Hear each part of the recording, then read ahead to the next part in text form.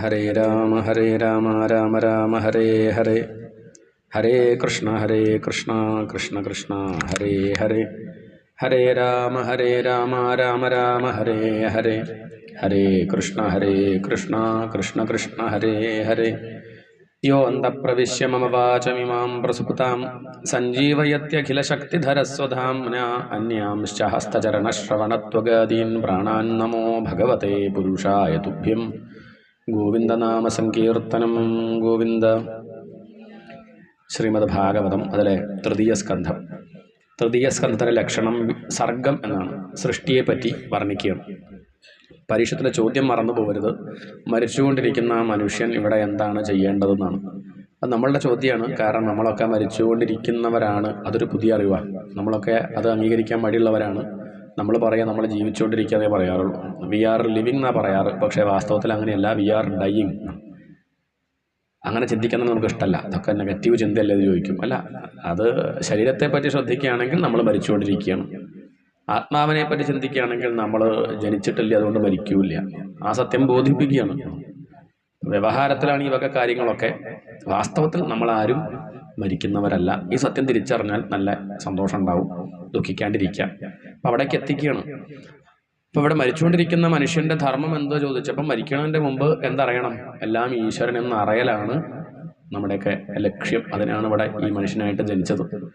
മനനം ചെയ്യാനുള്ള കഴിവ് മനുഷ്യന് മാത്രമേ ഉള്ളൂ. മനുഷ്യ എന്നുള്ള പദം ഉണ്ടായത് തന്നെ മനു അവബോധന എന്നുള്ള ധാതുവിൽ നിന്നാണ്. ബോധമുള്ളവൻ എന്ന അർത്ഥം. എന്താർത്ഥം? മറ്റു മൃഗങ്ങളെയും പക്ഷികളെയും വെച്ച് നോക്കുമ്പോൾ മനുഷ്യൻ എന്തുണ്ട്? കുറച്ചും കൂടി ഒരു ഉണ്ട് തോന്നുന്നു അല്ലേ? വിചാരിച്ചല്ലേ, കുറച്ചൊരു ബോധം ഉണ്ട് എന്നാണ് വെപ്പ്. അതാണ് കാരണം. മറ്റ് ജന്തുക്കളെ നോക്കിക്കഴിഞ്ഞാൽ അതൊന്നും പ്രത്യേകിച്ച് വർഷങ്ങൾ ഇത്രയൊക്കെ കഴിഞ്ഞിട്ടും പ്രത്യേകിച്ച് വലിയൊരു മാറ്റമൊന്നും ജന്തുക്കൾക്ക് അങ്ങനെ കാണില്ല. അവർ പുതുതായിട്ടൊന്നും കണ്ടുപിടിക്കണമൊന്നുമില്ല. ഉണ്ടോ? മൃഗങ്ങൾ വല്ലതും അങ്ങനെ അതൊന്നുമില്ല. പണ്ടത്തെ പശു ഇപ്പോഴത്തെ പശുവും വലിയ വ്യത്യാസമൊന്നുമില്ല. അന്ന് പുല്ല് കഴിക്കുമ്പോൾ ഒക്കെ പൊടിയെ കഴിക്കുള്ളൂ എന്നുള്ളൊരു പ്രശ്നമുണ്ട്. അതല്ലാതെ വേറെ എന്താ ഇപ്പം വലിയ വ്യത്യാസം? പക്ഷെ പണ്ടത്തെ മനുഷ്യരും ഇപ്പോഴത്തെ മനുഷ്യരും വ്യത്യാസമല്ലേ? പണ്ടുള്ള മനുഷ്യരെ പോലെയാണോ ഇപ്പം? പണ്ട് കാലത്തുള്ള ആ രീതിയല്ല. ആ വസ്ത്രവിധാനം ഇപ്പം വേഷം മാറുന്നുണ്ട്, നാട്യം മാറുന്നുണ്ട്, രീതി മാറുന്നുണ്ട്. അങ്ങനെ കുറേ എന്തെല്ലാം കണ്ടുപിടിച്ചു ഇല്ലേ? പണ്ട് ഇപ്പം AI ഒക്കെ വന്നില്ലേ? എന്തൊക്കെ മാറ്റങ്ങൾ വന്നു. അപ്പം മനുഷ്യനിങ്ങനെ മാറിക്കൊണ്ടിരിക്കുക. ശരിക്കും അതല്ല വേണ്ടത്. ശരിക്കും വേണ്ടത് ഉള്ളിലൊരു മാറ്റം ഉണ്ടാവുക വേണ്ടത്. അതിനാണ് ഈ കഴിവൊക്കെ. നമ്മളിപ്പോൾ പുറമെ ഇങ്ങനെ ഓരോന്ന് ചെയ്യേണ്ടതല്ലാതെ ഉള്ളിലേക്ക് തിരിയണില്ല. ഈ കഴിവ് ഉള്ളിലേക്ക് തിരിക്കണം. അതാണ് ഋഷിമാർ ചെയ്തത്. അവർ ഉള്ളിലേക്ക് തിരിഞ്ഞിട്ട് എന്ത് ചെയ്തു? സത്യത്തെ കണ്ടെത്തി. അതിനുള്ള എനർജി നമുക്കുണ്ട്. അത്രയ്ക്ക് ശക്തി ഉണ്ട് ഈ സത്യത്തെ കണ്ടെത്താൻ. പക്ഷെ അതൊക്കെ ഉപയോഗിക്കണം എന്തിനു വേണ്ടിയിട്ടാണ്? പുറമുള്ള കാര്യങ്ങൾക്ക് വേണ്ടി ഉപയോഗിക്കുന്നു. അതാണ്. പ്രകൃതിയെ നശിപ്പിക്കാൻ ഉപയോഗിക്കുകയാണ്, അല്ലാണ്ട് പ്രകൃതിയോട് ഇണങ്ങി ജീവിക്കാനല്ല ഉപയോഗിക്കുന്നത്. അതാണ് വേണ്ടത് എന്ന് കാണിക്കുകയാണ്. ഏതായാലും ഇവിടെ സർഗം എന്ന ലക്ഷണത്തോടു കൂടിയ തൃതീയ സ്കന്ധം. സൃഷ്ടി എങ്ങനെ പാടില്ല എന്നുള്ളത് കണ്ടു. കശ്യപൻ കേമനാണെന്ന് പറഞ്ഞിട്ട് കാര്യമില്ല. ദിതിയും അത്ര മോശക്കാരിയൊന്നുമല്ല. പക്ഷെ അവർക്കുണ്ടായ മക്കൾ ഹിരണ്യാക്ഷം ഹിരണ്യകശിപ്പുവായിരുന്നു. കാരണം അവരുടെ സങ്കല്പം അത്ര ശുദ്ധമല്ലായിരുന്നു.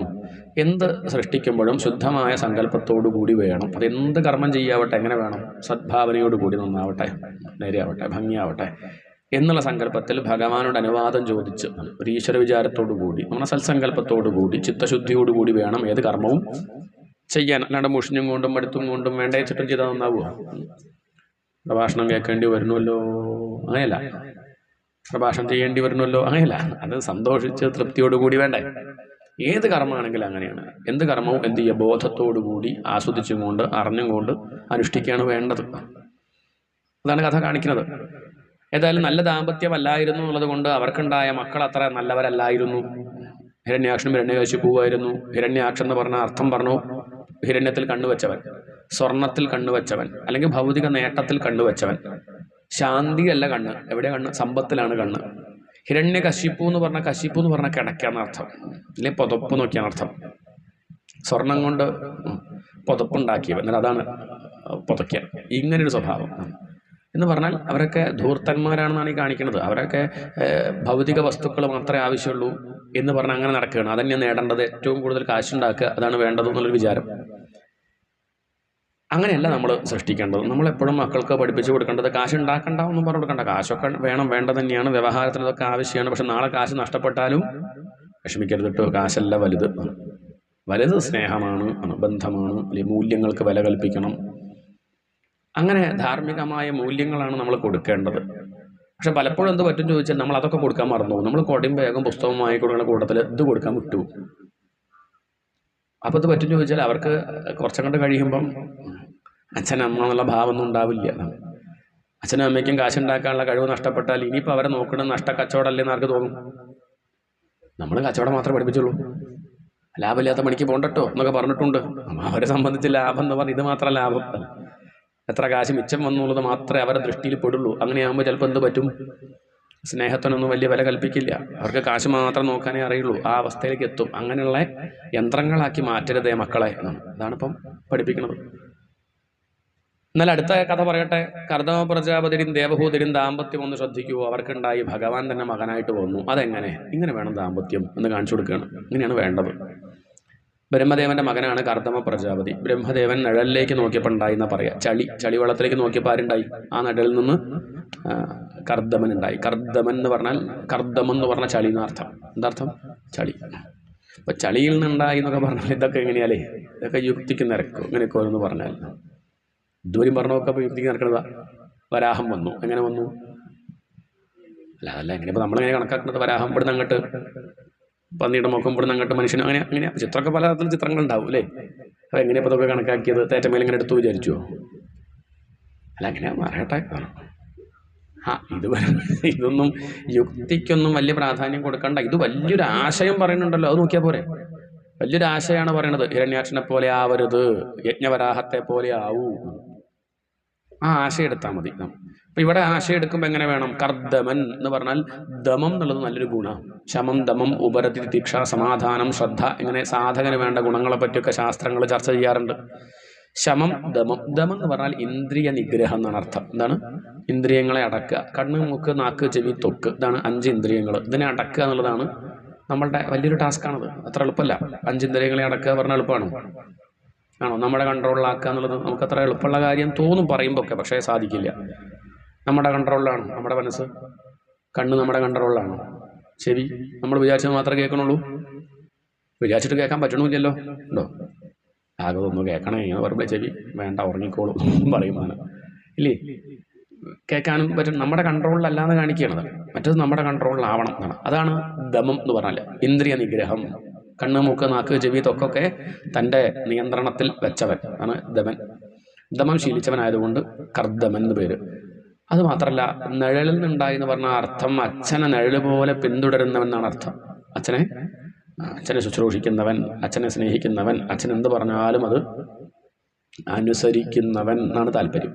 ബ്രഹ്മാവ് ഈ മകനോട് പറഞ്ഞു, നീ വിവാഹം കഴിച്ച് കുട്ടികളൊക്കെ ആയിട്ട് കഴിയണം, ധാരാളം മക്കളുണ്ടാവട്ടെ, സൃഷ്ടി വർദ്ധിപ്പിക്കണം. ഇതാണല്ലോ ബ്രഹ്മാവിൻ്റെ ലക്ഷ്യം. സൃഷ്ടികർത്താവാണ്.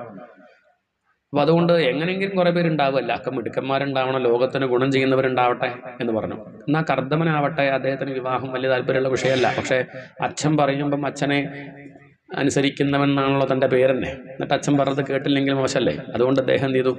അച്ഛൻ പറഞ്ഞത് അനുസരിക്കാം തീരുമാനിച്ചു. അദ്ദേഹത്തിന് സന്യാസാണ് ഇഷ്ടം. എന്നാലും അച്ഛൻ പറഞ്ഞതല്ലേ എന്ന് കരുതി അദ്ദേഹം തപസ് ചെയ്യാൻ പുറപ്പെട്ടു. അങ്ങോട്ട് പുറപ്പെട്ടു. സൃഷ്ടിക്ക് പുറപ്പെടുക പറഞ്ഞാൽ തപസ് ചെയ്യേണ്ട കാര്യമുണ്ടോ? എന്നാൽ പണ്ടങ്ങനെയാണ്. പണ്ടങ്ങനെ നേരെ പെണ്ണ് കാണാൻ പോവുകയല്ല ചെയ്യുക. ഭഗവാനോട് അനുവാദം വാങ്ങുക. എനിക്ക് കുലത്തിനും ശീലത്തിനും ഒക്കെ ചേർന്ന കുട്ടിയെ വിവാഹം കഴിക്കാൻ തരാവണേ, അത് കഴിഞ്ഞിട്ടുള്ള ദാമ്പത്യം അത് വിഷമല്ലാത്ത മട്ടിൽ ഭംഗിയിൽ കഴിയണേ, അത് കാരണം എനിക്ക് നല്ല സന്താനങ്ങളൊക്കെ ഉണ്ടാവണേ എന്നുള്ള പ്രാർത്ഥന. എന്താണ് അതിൻ്റെ പിന്നിലൊരു സങ്കല്പം. അതാണ് നമ്മളെ സംസ്കാരങ്ങളൊക്കെ നോക്കി അങ്ങനെ കാണാം. അതിൻ്റെ പിന്നിലൊക്കെ എന്തുണ്ടാവും? അത് നമുക്ക് സംസ്കൃത ശ്ലോകം ആയതുകൊണ്ട് ശ്രദ്ധിക്കാത്തതുകൊണ്ട് അർത്ഥം മനസ്സിലാവാത്തതുകൊണ്ടാണ്. ഏത് ചടങ്ങാണെങ്കിലും അതിൻ്റെ പിന്നിലൊക്കെ എന്തുണ്ട്? വലിയ സങ്കല്പങ്ങളുണ്ട്. അതുകൊണ്ട് ഇദ്ദേഹം ഏതെങ്കിലും ഒരു കുട്ടിയെ കഴിച്ചാൽ പോരല്ലോ എന്ന് കരുതി നേരെ എന്ത് ചെയ്തു? ഭഗവാനോട് അനുവാദം വാങ്ങാനായിട്ട് തപസ് ചെയ്യാനായിട്ട് പുറപ്പെട്ടു. അങ്ങനെ അദ്ദേഹത്തിൻ്റെ അഗംഭീരമായിട്ടുള്ള തപസ് എവിടെയാണ്? സരസ്വത്യാം തപസ്തേവേ സഹസ്രാണാം സമാദശ. സരസ്വതി തീരത്താണ് അദ്ദേഹത്തിൻ്റെ തപസ്. എത്ര കാലം? 10,000 വർഷക്കാലം തപസ് ചെയ്തു. എത്ര? ഇത്രയൊക്കെ കാലം, 10,000 വർഷം. നമ്മളാച്ചാൽ 2 ദിവസം പോയി നോക്കാം അമ്പലത്തിൽ, എന്നിട്ട് ഭരിക്കില്ലെങ്കിൽ ഇവിടെ ശക്തി ഇല്ല പറയും അല്ലേ? ഇത് 10,000 വർഷക്കാലം തപസ് ചെയ്തിട്ട് അദ്ദേഹത്തിന് മടുപ്പില്ല. കാരണം താല്പര്യമുള്ളൊരു വിഷയം ചെയ്യുമ്പോൾ മടുപ്പുണ്ടാവുമോ? നമ്മളങ്ങനെ കുറച്ചു നേരം ധ്യാനിക്കുമ്പോൾ തുറന്നു നോക്കും, ഇത്രയും സമയം. മടുപ്പുള്ള വിഷയമായതുകൊണ്ടാണ്.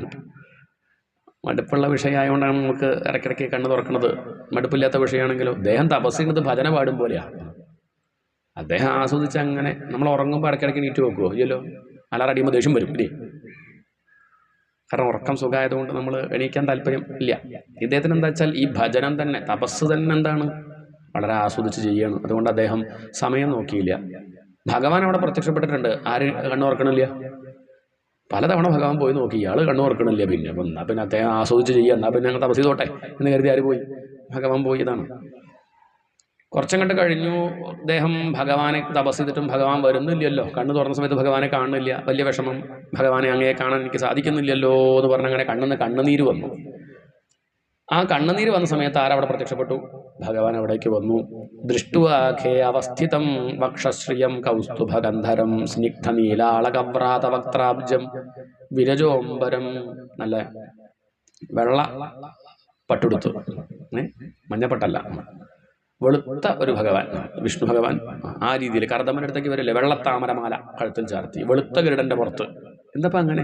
ഇദ്ദേഹം ഒരു സാത്വികനല്ലേ, ബ്രഹ്മചാരിയായിട്ടിരിക്കുകയല്ലേ, അദ്ദേഹം വെള്ള വസ്ത്രം എടുത്തിരിക്കും, അദ്ദേഹത്തിൻ്റെ അടുത്തേക്ക് പോകുമ്പോൾ അങ്ങനെ ആയിക്കോട്ടെ എന്ന് കരുതി ഭഗവാൻ ഒരു വെള്ളത്താമര കൈ പിടിച്ച് അങ്ങനെ വെളുത്ത പട്ടെടുത്തും കൊണ്ട് ഈ കർദമൻ്റെ അടുത്തേക്ക് വരികയാണ്. കർദമൻ അങ്ങനെ നോക്കുന്ന സമയത്ത് ഈ ഗരുഡൻ്റെ തലയിൽ കിരീടമുണ്ട്. ഈ ഗരുഡൻ്റെ ശിരസും കിരീടവും എല്ലാം കൂടി ആയപ്പം ഭഗവാനെ പൂർണ്ണമായിട്ട് കാണാൻ ആർക്ക് പറ്റണില്ല. കർദമന് ഭഗവാനെ കാണണമെന്ന് മോഹമുണ്ട്, പക്ഷെ ഭഗവാന്റെ തല മാത്രമേ കാണുള്ളൂ. ഭഗവാന്റെ ഹൃദയം വരെ ഈ ഗരുഡൻ്റെ ശിരസും കിരീടമാണ്. ഭഗവാനെ പൂർണ്ണമായിട്ട് കാണാൻ പറ്റണില്ലല്ലോ എന്നുള്ളൊരു വിഷമം ആർക്ക്? കർദമന്. ഇത്രയും കാലം തപസ് ചെയ്തിട്ട് ഇത് നഷ്ടമായല്ലോ, ഭഗവാനെ ശരിക്കും അങ്ങോട്ട് കാണാൻ പറ്റുന്നില്ലല്ലോ എന്നൊരു വിചാരം. അത് തൻ്റെ ഭക്തനുണ്ടെന്ന് മനസ്സിലാക്കിയ ഭഗവാൻ ആ ഗരുഡൻ്റെ പുറത്തങ്ങോട്ട് എണീറ്റ് നിന്നു. ഇതാണ് ദൃഷ്ടുവാഖേ അവസ്ഥിതം വക്ഷശ്രിയം കൗസ്തുഭഗന്ധരം. ഭഗവാൻ അങ്ങോട്ട് എഴുന്നേറ്റ് നിന്നു. അങ്ങനെ ശംഖചക്ര ഗദാധാരിയായി ഗരുഡൻ്റെ പുറത്ത് നിന്നും കൊണ്ടുള്ള ഭഗവാനെ ആര് കണ്ടു? കർദമൻ കണ്ടു. സന്തോഷമായി. ഭഗവാനെ പൂർണ്ണമായിട്ട് കാണാൻ പറ്റുമല്ലോ. എന്നിട്ട് ആ കർദമൻ അവിടുന്ന് സ്തുതിക്കുകയാണ് ഭഗവാനെ. ജുഷ്ടം പദാദ്യാഖില സത്വരാശേഹേ സാംസിദ്ധ്യമക്ഷ്ണോസ്തവ ദർശനാന്നഃ യദ്ദർശനം ജന്മഭിരീഡ്യ സദ്ഭിഃ ആശാസത്തെ യോഗിനോ രൂഢയോഗാഃ. ജുഷ്ടം പതാദ്യാഖില സത്വരാശേഹേ സാംസിദ്ധ്യമക്ഷ്ണോഃ. ഇപ്പോഴാണ് എൻ്റെ കണ്ണുകൾ എന്തായത്? കണ്ണുകളായത്. ഇത്രയും കാലം എനിക്ക് സംശയം ഉണ്ടായിരുന്നു, രണ്ട് കണ്ണുകൾ എന്തിനാന്ന് ഞാൻ പലവട്ടം ആലോചിച്ചിരുന്നു. കാരണം ഞാനധികം കണ്ണടച്ചിരിക്കാറാ പതിവ്. ഈ രണ്ട് കണ്ണിൻ്റെ ആവശ്യം എന്നെ സംബന്ധിച്ച് ഇല്ല. കാരണം ലോക വസ്തുക്കളെ ആരും ശ്രദ്ധിക്കുന്നില്ല, കർദമൻ ശ്രദ്ധിക്കുന്നില്ല. പക്ഷെ ഇപ്പം എനിക്ക് മനസ്സിലായി, അങ്ങയെ കാണാനാ, ഈ ഒരു കാഴ്ച കാണാനായിരുന്നു എനിക്ക് കണ്ണ്. അങ്ങയെ കണ്ടില്ലെങ്കിൽ പിന്നെ എന്ത് കണ്ണ്? അങ്ങയെ കാണുമ്പോഴല്ല, അതല്ലേ കണ്ണിൻ്റെ സാഫല്യം. സാംസിദ്ധ്യമക്ഷ്ണോസ്തവ ദർശനാന്നഃ. പിന്നെ ഞാൻ അങ്ങയെ ഭജിച്ചത്, അങ്ങ് വിചാരിക്കും ഞാൻ അങ്ങയെ ഭജിച്ചത് അങ്ങയെ കിട്ടാനാണെന്ന്.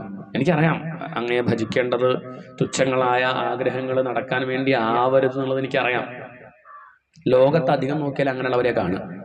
എല്ലാവരും അങ്ങയെ ഭജിക്കുന്നൊക്കെ കണ്ട് അന്വേഷിച്ചു പോയാൽ മനസ്സിലാവും എന്തിനാ ഭജിക്കുന്നത്. ഉപാസത്തെ കാമലവായ, തുച്ഛങ്ങളായ കാമങ്ങൾ സാധിക്കാൻ.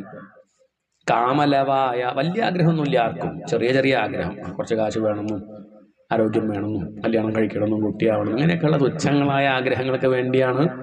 വലിയ ആഗ്രഹം എന്ന് പറഞ്ഞാൽ ശാന്തി ആണ്, അതാരും അങ്ങനെ ചോദിക്കാറില്ല. എനിക്കറിയാം അങ്ങയെ കണ്ടു കഴിഞ്ഞാൽ ഇങ്ങനെ തുച്ഛങ്ങളായിട്ടുള്ള കാര്യങ്ങൾ ചോദിക്കരുത് നിശ്ചയുണ്ട്, അത് ശരിയല്ല എന്ന് പറയാം. പക്ഷേ എൻ്റെ ഇത്രയും കാലത്തെ ഭജനം, ഈ 10,000 വർഷക്കാലം തപസ് ചെയ്യണത് കണ്ടിട്ട് അങ്ങ് വിചാരിക്കും കർദമനെ അസ്സല് ഭക്തനാട്ടോ, ഒന്നും ആവശ്യമില്ല അയാൾക്ക് എന്നെ മാത്രമേ വേണ്ടൂ, നല്ല ഭക്തനാ എന്നങ്ങ് കരുതണുണ്ടെങ്കിൽ അങ്ങക്ക് തെറ്റി. അങ്ങനെ ഒരു നല്ല ഭക്തനായിട്ട് കാണണ്ട. ഞാനും ഇപ്പം അങ്ങയെ ഭജിച്ചത് എന്തിനു വേണ്ടിയിട്ടാ? കല്യാണം കഴിയാനാണ്. എനിക്കറിയാം അത് മോശമാണ്, അത് ശരിയല്ല നിശ്ചയുണ്ട്. നമുക്ക് പിന്നെ അത് നിശ്ചയില്ല. കർദമനത് അറിയാം, അത് മോശം നിശ്ചയുണ്ട്. അങ്ങനെയൊന്നും തുച്ഛങ്ങളായിട്ടുള്ള കാര്യങ്ങൾക്ക് വേണ്ടിയിട്ട് ഭജിക്കുന്നത് ശരിയല്ല നിശ്ചയുണ്ട്. പക്ഷേ എന്ത് ചെയ്യാം? തഥാ സചാഹം പരിവോഢുകാമ സമാനശീലാം ഗൃഹമേധധേനും ഉപേയിവാൻ മൂലമശേഷമൂലം ദുരാശയ കാമദുഃഖാംഘ്രിപസ്യ. ഞാനും ഇപ്പതാ സമാനശീലാം ഗൃഹമേധധേനും, എൻ്റെ ശീലത്തിനും ഗുണത്തിനും ഒക്കെ ചേരുന്നൊരു കുട്ടി എനിക്ക് വിവാഹം കഴിക്കണമെന്നുണ്ട്. അതിന് അങ്ങ് നല്ലൊരു കുട്ടിയെ കാണിച്ചു തരണം, അങ്ങെത്തിക്കണം എൻ്റെ കയ്യിലേക്ക്. ഞാനായിട്ട് ഉത്സാഹിക്കുന്നില്ല, അങ്ങ് കാണിച്ചു തരിക. കർദമൻ വിവാഹം കഴിക്കണം എന്നാണ് ആഗ്രഹം എന്ന് നാവ് കൊണ്ട് പറയുന്നുണ്ടെങ്കിലും ഭഗവാൻ അദ്ദേഹത്തിൻ്റെ മനസ്സ് നോക്കിയ സമയത്ത് മനസ്സിലെന്താ പറയണമെന്ന് വെച്ചിട്ടുണ്ടോ? ഭഗവാനെ എനിക്ക് അങ്ങയെ മതി. എന്താണ്? എനിക്ക് അങ്ങയെ മാത്രം മതി. നാവ് എന്താ പറയണത്? കല്യാണം കഴിക്കണം. നമ്മൾ തിരിച്ചാ പറയാം. നാവുകൊണ്ട് ചിലപ്പോൾ പറയും ഭഗവാനെ അങ്ങയെ മതിയെന്നു, മനസ്സിലോ വേറെ പലതും വേണമെന്നായിരിക്കും. ഇത് തിരിച്ചാണ്, അതാണ് വ്യത്യാസം. ഭഗവാൻ മനസ്സല്ലേ നോക്കുക. അദ്ദേഹത്തിന്റെ മനസ്സിൽ അദ്ദേഹം പറഞ്ഞത് ഞാനിപ്പോൾ വന്ന് സ്തുതിക്കണം എന്തിനാ വെച്ചാൽ അച്ഛൻ എന്നോട് പറഞ്ഞു വിവാഹം കഴിക്കണമെന്ന്. മകനാവുമ്പോൾ അച്ഛൻ പറഞ്ഞത് കേൾക്കണ്ടേ, എനിക്കങ്ങനെ വിവാഹം കഴിക്കണമെന്നോ അങ്ങനെയൊന്നും ആഗ്രഹമൊന്നും എനിക്കില്ല. എന്നാലും അച്ഛൻ പറഞ്ഞാൽ കേൾക്കാണ്ടിരിക്കാൻ വയ്യല്ലോ, എനിക്ക് അങ്ങനെ വേണമെന്ന് മാത്രമേ ഉള്ളൂ ഭഗവാനെ. എന്നാലും അച്ഛൻ പറഞ്ഞാൽ കേൾക്കാണ്ടിരിക്കാൻ വയ്യ എന്നുള്ളതുകൊണ്ട് എന്തായാലും കഴിക്കണമെങ്കിൽ എങ്ങനെയെങ്കിലും ഒന്നും ഞാൻ വേണ്ട, നന്നായിക്കോട്ടെ, പറഞ്ഞാൽ കേൾക്കണം, നല്ലൊരു തൻ്റെ കുലത്തിനും ശീലത്തിനും പറ്റിയൊരു കുട്ടി, അതിനുണ്ടാവണ സന്തതി നല്ല രീതിയിൽ ലോകത്തിന് ഉപകാരമുള്ളതൊക്കെ ആവട്ടെ എന്നാണ് ആഗ്രഹം. ഭഗവാൻ ആ കർദമനെ നോക്കിയൊന്ന് പുഞ്ചിരിച്ചു. മനസ്പർശസ്മിതേക്ഷണം.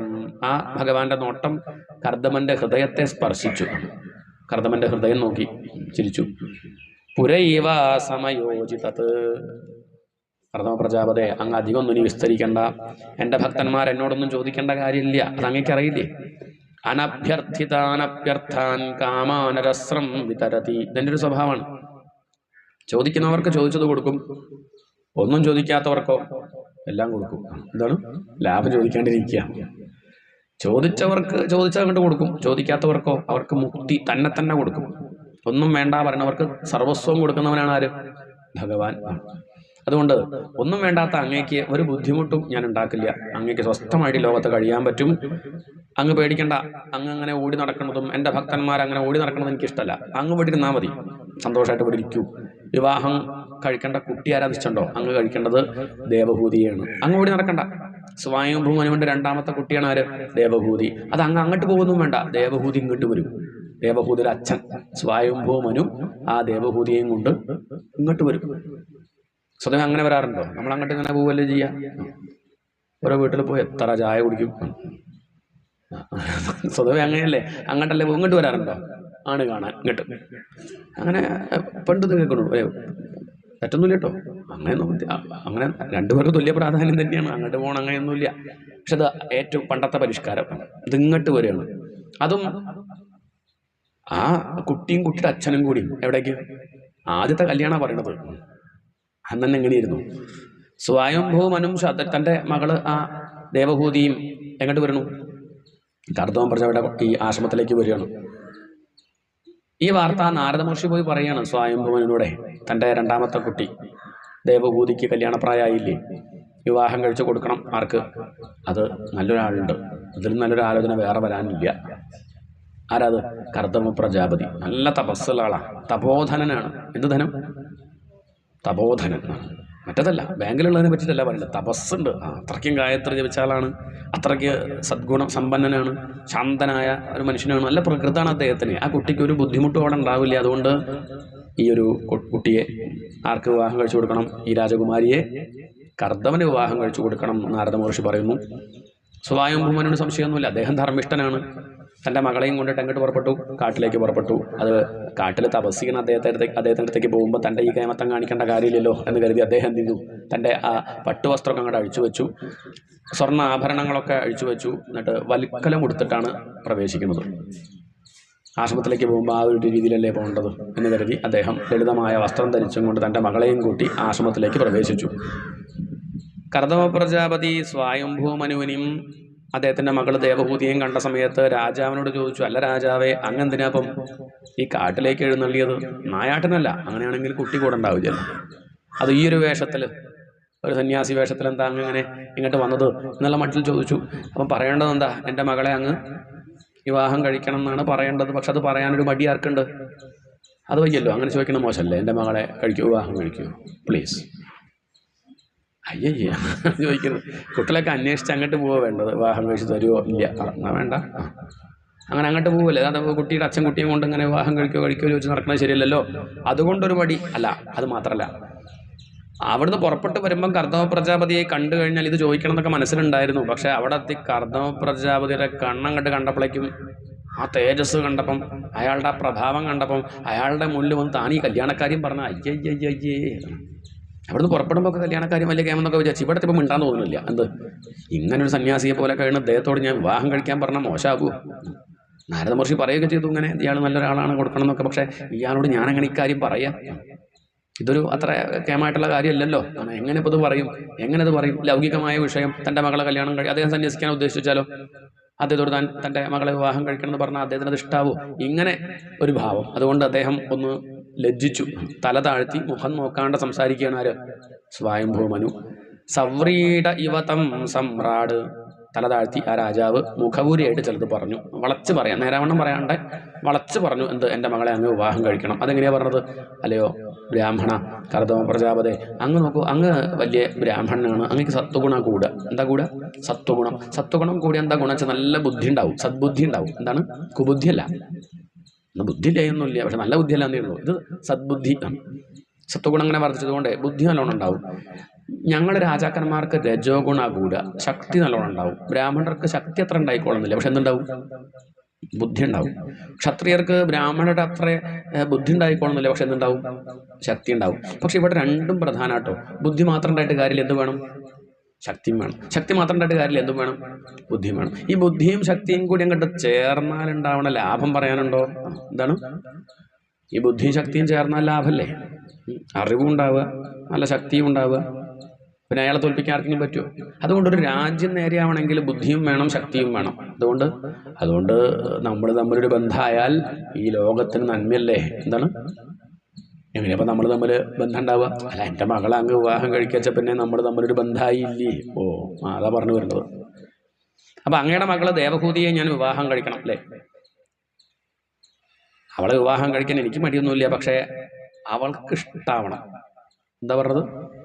അവൾക്ക് ഇഷ്ടാവണം. അങ്ങ് നിർബന്ധിച്ചിട്ടേ അങ്ങയുടെ മകളെ ഇവിടെ ഇവിടെ നിർത്തി പോയാൽ പറ്റില്ല, അവൾക്ക് ഇഷ്ടാവണ്ടേ? അതുകൊണ്ടൊരു കാര്യം ചെയ്യട്ടെ, അവൾക്ക് ഇഷ്ടമാണെങ്കിൽ ഞാൻ വിവാഹം കഴിക്കാൻ തയ്യാറാണ്. ഞാൻ അവളെ പറ്റി കേട്ടിട്ടുണ്ട്, അവൾ വലിയ സുന്ദരിയാണെന്ന് എനിക്കറിയാം.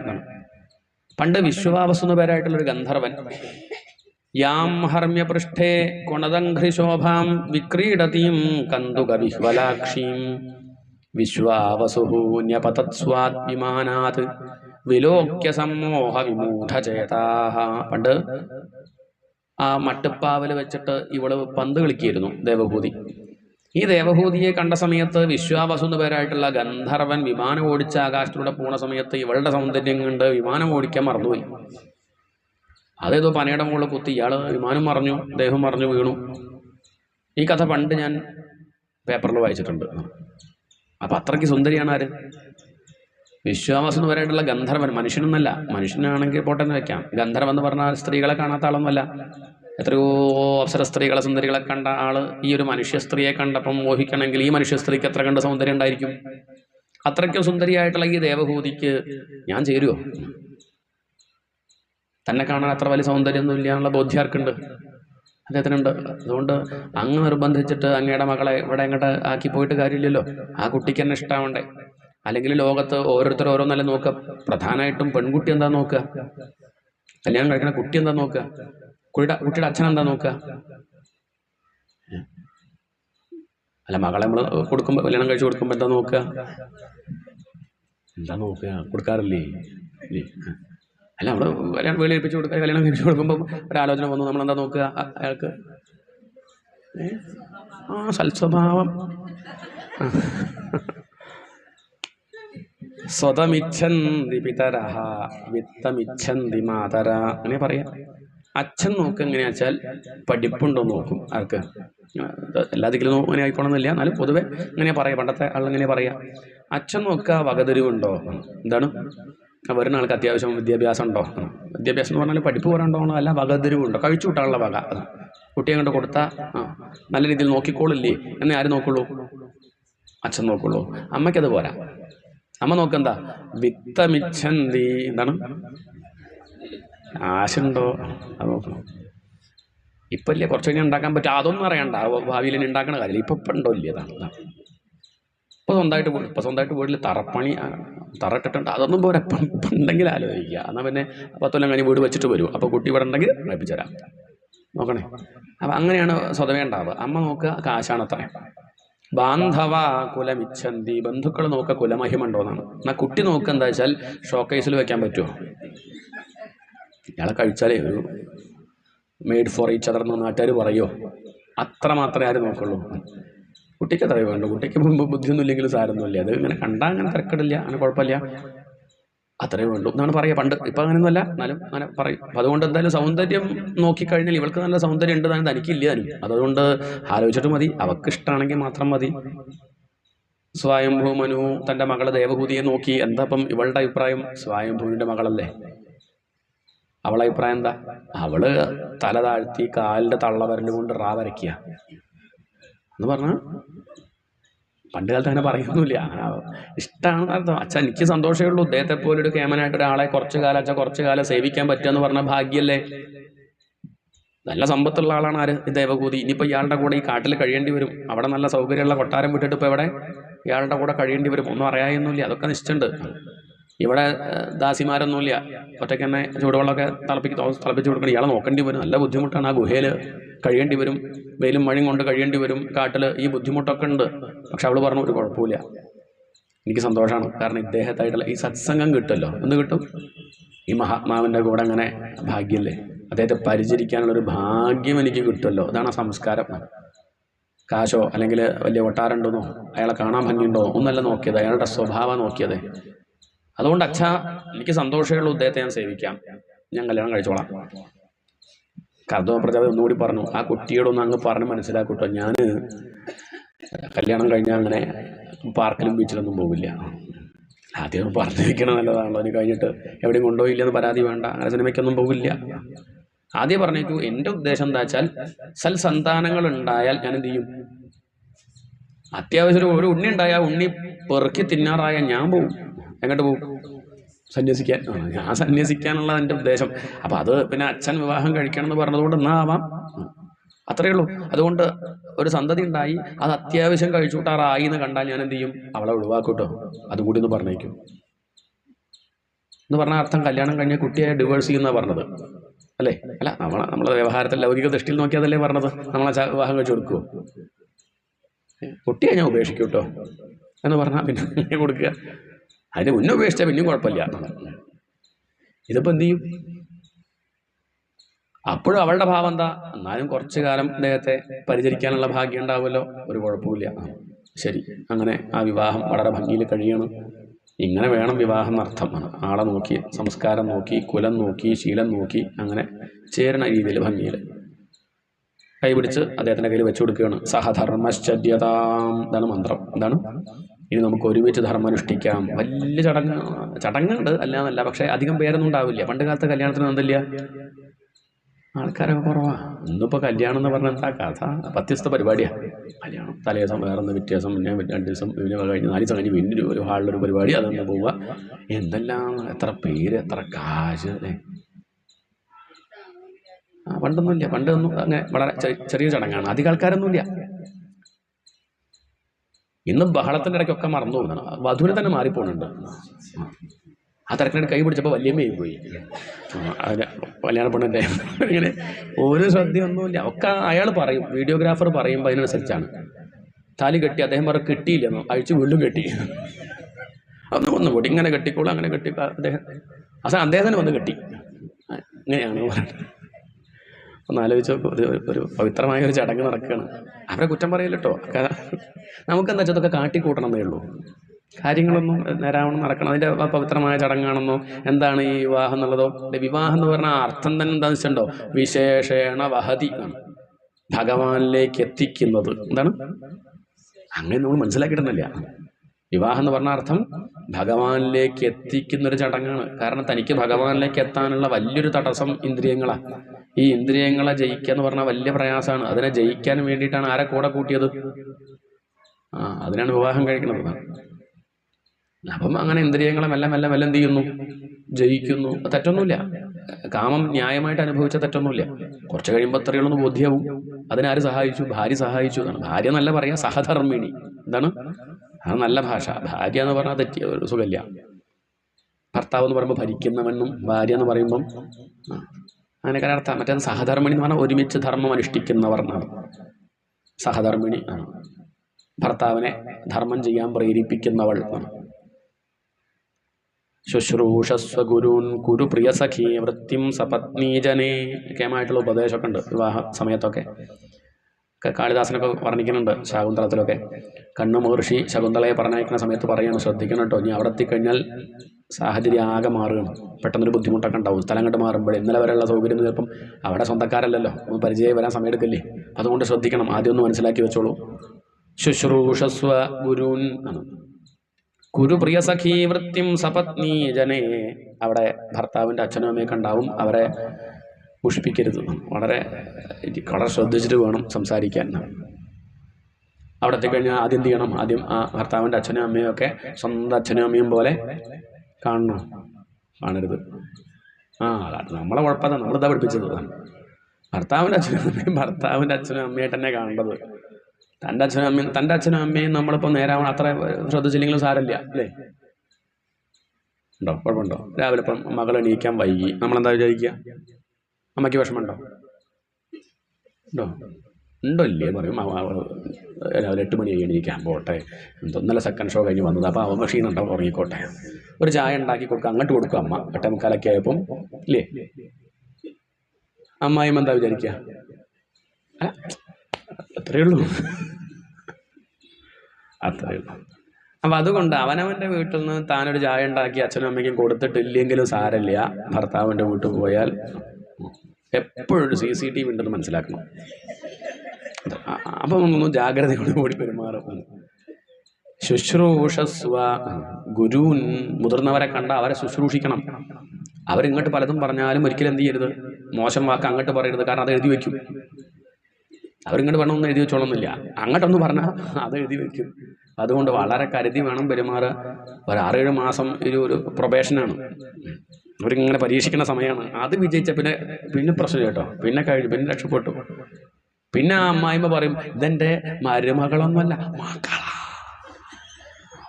എന്താ കഥ എന്നുവെച്ചാൽ അങ്ങനെ അങ്ങോട്ട് ആക്കിയതാണ്. ഇങ്ങോട്ട് ചീത്ത പറയുമ്പോഴും 2 കടുപ്പത്തിലൊരു ചായ അങ്ങോട്ട് ഉണ്ടാക്കി കൊടുക്കുക, ഇങ്ങോട്ട് ചീത്ത പറഞ്ഞാൽ കുഴപ്പം വാങ്ങി കൊടുക്കുക, കാല് ഒഴിഞ്ഞു കൊടുക്കുക. അങ്ങനെ അങ്ങോട്ട് ആകുമ്പോൾ പിന്നെ അമ്മ വീണു. പിന്നെ മരുമകളാ തീരുമാനിക്കുക അവിടെ എന്താ രാവിലെ ഉണ്ടാക്കണ്ടോ എന്ന് വേണോ. അവൾ ചിലപ്പോൾ അതിൽ അങ്ങനെ ഉണ്ട്. കുറച്ചങ്ങോട്ട് കഴിയുമ്പോഴേക്ക് എന്തായി, മകന് വലിയ സ്ഥാനമൊന്നുമില്ല, മകനേക്കാളും ഇഷ്ടം മരുമകളെയാണ്. അങ്ങനെയൊക്കെ ഉണ്ടാവും എന്ന് പറഞ്ഞാൽ അർത്ഥം അങ്ങനെ വേണം പെരുമാറാൻ. സ്നേഹം കൊണ്ട് അങ്ങോട്ട് ജയിക്കണം എല്ലാവരെയും. ഇങ്ങോട്ട് ദ്രോഹിക്കുന്നവരെ അങ്ങോട്ട് സ്നേഹിക്കണം. മനുഷ്യരല്ലേ, സ്നേഹിച്ചാരും വീഴാണ്ടിരിക്കുന്നില്ല, ആത്മാർത്ഥമാവണം. CCTV വീടുകൾ മട്ടിലല്ല, അല്ലാതെ തന്നെ അത് പറയുമ്പോൾ അങ്ങനെ പറഞ്ഞേ ഉള്ളൂ. ശുശ്രൂഷസ്വ ഗുരുൻ കുരു പ്രിയ സഖി വൃത്തിം സപത്നീ ജനേ. ആ ഭർത്താവിൻ്റെ ബന്ധുക്കളുണ്ടാവും, അനിയത്തി എടുത്തിയൊക്കെ ഉണ്ടാവും, ഇടയ്ക്കൊക്കെ വരും. അപ്പോൾ അവർക്കൊക്കെ നല്ല രീതിയിൽ അവരോട് പെരുമാറണം. അവരുടെ മക്കളൊക്കെ വരുമ്പോൾ അവരോട് നല്ല രീതിയിൽ പെരുമാറണം. ആ ചിരിക്കാനും വർത്തമാനം പറയാനും മറന്നു പോകരുത്. ഓണത്തിനും വിഷുവിനൊക്കെ എന്തെങ്കിലുമൊക്കെ വാങ്ങിക്കൊടുക്കുക, ഒക്കെ ഒരു സന്തോഷം. അങ്ങനെയൊക്കെ ചെയ്യുമ്പോൾ അവരായിട്ട് എന്തായി, ഒരു ബന്ധമായില്ലേ. ഭർത്തുഹു വിപ്രകൃതാഭിരോഷണതയാ. ഭർത്താവ് ചിലപ്പം നിങ്ങളുടെ ദേഷ്യപ്പെട്ടു എന്നൊക്കെ വരും കേട്ടോ. അപ്പോഴും നീ എന്ത് ചെയ്യരുത്? തിരിച്ച് ദേഷ്യപ്പെടരുത്.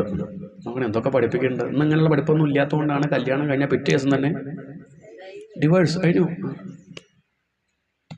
അമ്മ തന്നെ പറയുന്നുണ്ട്, ഇനിയിപ്പോൾ തീരെ വയ്യങ്ങോട്ട് പോരിട്ടോ, കല്യാണം കഴിക്കുമ്പോൾ തന്നെ പറയാം, ഒന്നും പേടിക്കണ്ട, ഒന്നും സാരില്ല, ഇല്ലെങ്കിൽ ഇപ്പോൾ വേറെ ആളെ നോക്കാം ഒക്കെ അങ്ങോട്ട് തന്നെ പറഞ്ഞു കൊടുക്കുക. അങ്ങനെയൊക്കെയാണ് ഇപ്പോഴത്തെ കല്യാണം. അത്രയേ ഉള്ളൂ. നോക്കി വെക്കുക, ഇല്ലെങ്കിൽ പോരാ, സാരല്ല. പണ്ട് അങ്ങനെയൊന്നുമല്ല, പണ്ട് വളരെ ശ്രദ്ധിച്ച്. നമ്മളിപ്പോൾ കോടതിയിൽ പോയിട്ട് ഒരാൾ ചോദിച്ചു, ഇങ്ങനെ ഡിവോഴ്സ് ചെയ്യണമെങ്കിൽ എന്താ വേണ്ടത് ചോദിച്ചു, എന്താ കാരണം വേണ്ടത് ചോദിച്ചു. അപ്പോൾ അയാൾ വക്കീൽ ചോദിച്ചു, കല്യാണം കഴിഞ്ഞിട്ടില്ലേ? ഉണ്ട്. അത് മതി. അല്ല, കല്യാണം കഴിയാണ്ട്, അല്ലാതെ കാരണമൊന്നും ഇപ്പം വേണമെന്നില്ല. കല്യാണം കഴിയാണ്ട് ഡിവോഴ്സ് ചെയ്യാൻ പറ്റില്ല, കല്യാണം കഴിയണം, അത്രയേ ഉള്ളൂ എന്ന് പറഞ്ഞാൽ അങ്ങനെ ഇതൊക്കെ ഒരു അങ്ങനെയായി മാറിയെന്നർത്ഥം. ഇതൊന്നും ഒരു വലിയ വിഷയമല്ല. പണ്ടൊന്നും അങ്ങനെ അങ്ങനെ അങ്ങനെ കഴിഞ്ഞവരെ കാണില്ല. ഇന്നിപ്പോൾ ഒരു വേദിയിൽ പോയാൽ അതിൽ പകുതി ആൾക്കാരും വിവാഹമോചനം കഴിഞ്ഞവരായിരിക്കും. അങ്ങനത്തെ അവസ്ഥയും വന്നു. ക്രിസ്ത്യൻസിൽ അങ്ങനെ കാണില്ല കേട്ടോ. വളരെ വളരെ ശ്രദ്ധയാണ് അവർക്ക്. ഇങ്ങനെ ഇതിൻ്റെ മുന്നൊരു ക്ലാസ്സൊക്കെ ഉണ്ട്, വിവാഹം കഴിഞ്ഞാൽ എങ്ങനെ ജീവിക്കണം എന്നൊക്കെ. നമ്മളിതൊന്നുമില്ല. അങ്ങനെ അതാണ് വ്യത്യാസം. ഇല്ലായൊന്നുമില്ല, നമുക്ക് നേരമില്ല തോന്നുമ്പോൾ അത് അതിന് തരുന്നു വ്യക്തമായിട്ട് പറഞ്ഞു കൊടുക്കണില്ലാണോണ്ടാണ്. ഇതൊക്കെയാണ് പഠനം. ഭർത്തുഹു വിപ്രകൃതാഭിരോഷണതയാ. ഭർത്താവ് അങ്ങോട്ട് ദേഷ്യപ്പെട്ടാലും എന്ത് ചെയ്യരുത്? തിരിച്ച് ദേഷ്യപ്പെടരുത്. അതൊക്കെ കേൾക്കുക. എന്നിട്ട് എന്ത് ചെയ്യുക? അദ്ദേഹത്തിന് നല്ലൊരു ചായയും 2 മസാല ദോശയൊക്കെ ഉണ്ടാക്കി കൊടുത്താൽ അദ്ദേഹം കഴിച്ച് കഴിഞ്ഞാൽ എന്ത് ചെയ്യുക? മെല്ലെ അടുത്ത് പോയിട്ട് ചോദിക്കുക, അല്ല നേരത്തപ്പം എന്നോട് എന്തിനാ ദേഷ്യപ്പെട്ടു? അപ്പോൾ അദ്ദേഹം പറയും, സോറി. എനിക്ക് നല്ല വിഷമമുണ്ട്, ഞാൻ അന്ന് ദേഷ്യപ്പെട്ടത് വളരെ മോശമായിപ്പോയി, എനിക്കെന്നെ അറിയാം, ഓഫീസിലത്തെ പ്രശ്നമാണേ. അവിടുന്ന് നമ്മുടെ ബോസ് ഇങ്ങോട്ട് പറഞ്ഞാൽ തിരിച്ച് പറയാൻ പറ്റുമോ? അവിടുന്ന് നോക്കാം അങ്ങനെ പിടിച്ച് പോയി, എനിക്കിപ്പം ഇവിടെ നല്ലേ ദേഷ്യപ്പെടാൻ പറ്റുള്ളൂ, പറ്റിപ്പോയതാണ്, നീ ക്ഷമിക്കണം. നമുക്കൊരു സിനിമയ്ക്ക് പോയാലോ എന്ന് ഭർത്താവ് ഇങ്ങോട്ട് ചോദിക്കും.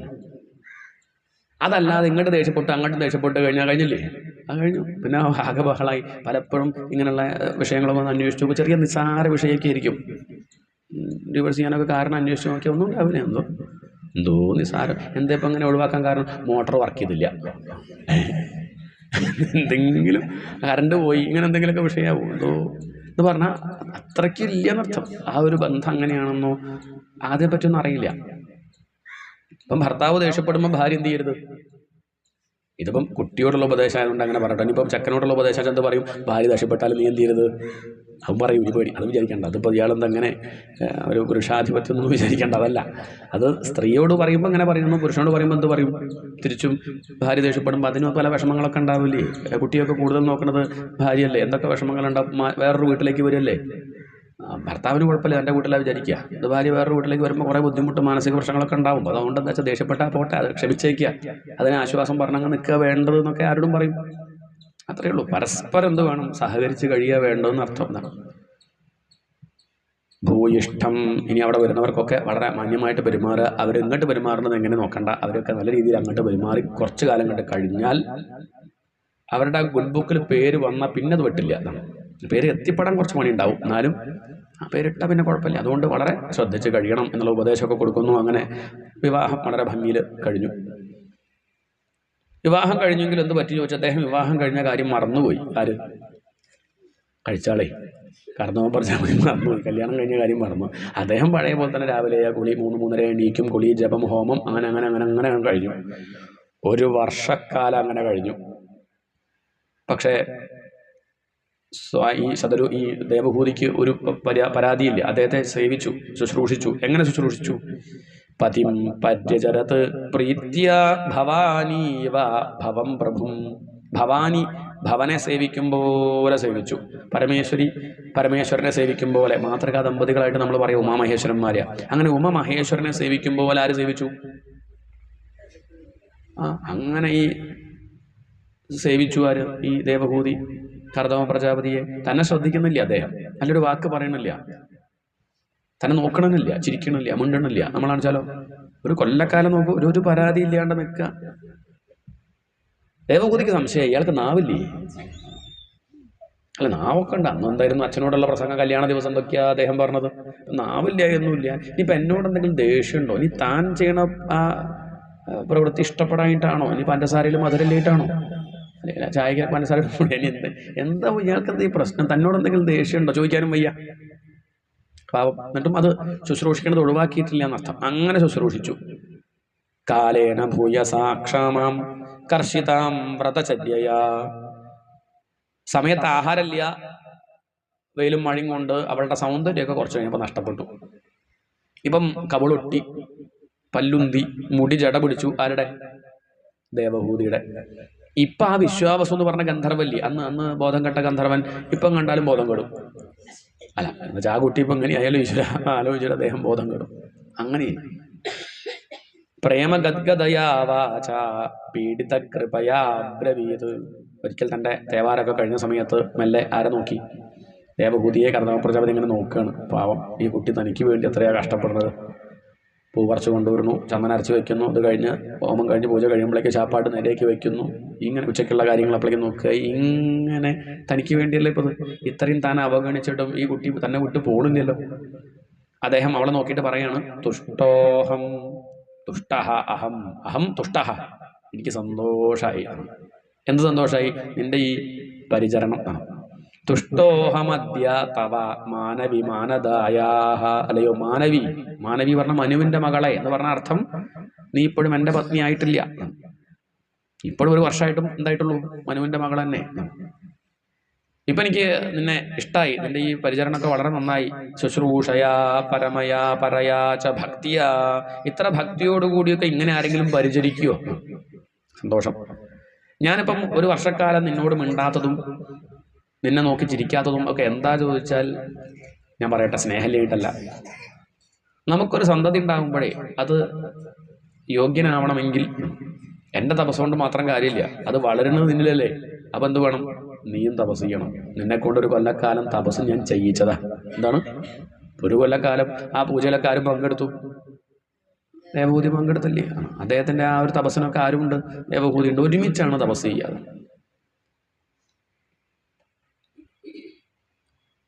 ഇദ്ദേഹം ഒന്ന് പരീക്ഷിച്ചതാണ്. കുറച്ചു കാലം മിണ്ടാണ്ടിരുന്നാൽ ഇവിടെ തിരിച്ചു പോകാൻ പോയിക്കോട്ടെ, പോകണമെന്നില്ല, ഇവിടെ തന്നെ ഇരിക്കുന്നുണ്ടെന്ന് കണ്ട സമയത്താണ് അദ്ദേഹം പറയണത് അതിന് വേണ്ടിയിട്ടാണ് കേട്ടോ, നീ വിഷമിക്കേണ്ട, എന്തായാലും നിന്റെ ഈ ഒരു ശുശ്രൂഷ എനിക്ക് ഇഷ്ടപ്പെട്ടു, നിനക്ക് എന്ത് വരാ വേണ്ടത് വെച്ചാൽ ചോദിച്ചോളൂ എന്ന് പറഞ്ഞ സമയത്ത് അവൾ പറഞ്ഞു, എനിക്കങ്ങനെ വലിയ വരം വേണമെന്ന് ആഗ്രഹമൊന്നുമില്ല.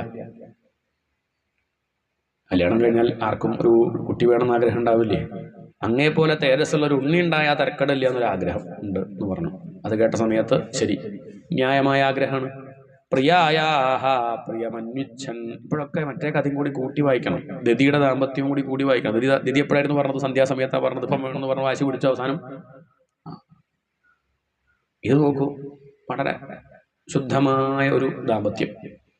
തൻ്റെ പത്നിയുടെ ആഗ്രഹം മനസ്സിലാക്കിയ അദ്ദേഹം ഒന്ന് കണ്ണടച്ചു നിവർന്നിരുന്ന് ശ്വാസം വലിച്ചപ്പോഴേക്കും വിമാനം കാമകം ക്ഷത്തഃ. അവിടേക്കൊരു വിമാനം വന്നു. അത് പറക്കുമ്പോൾ വിമാനമാണ്, താഴത്തെത്തിയ കൊട്ടാരമാണ്. മനോഹരമായിട്ടൊരു കൊട്ടാരം, ഒരു ഫ്ലൈയിങ് പാലസ്.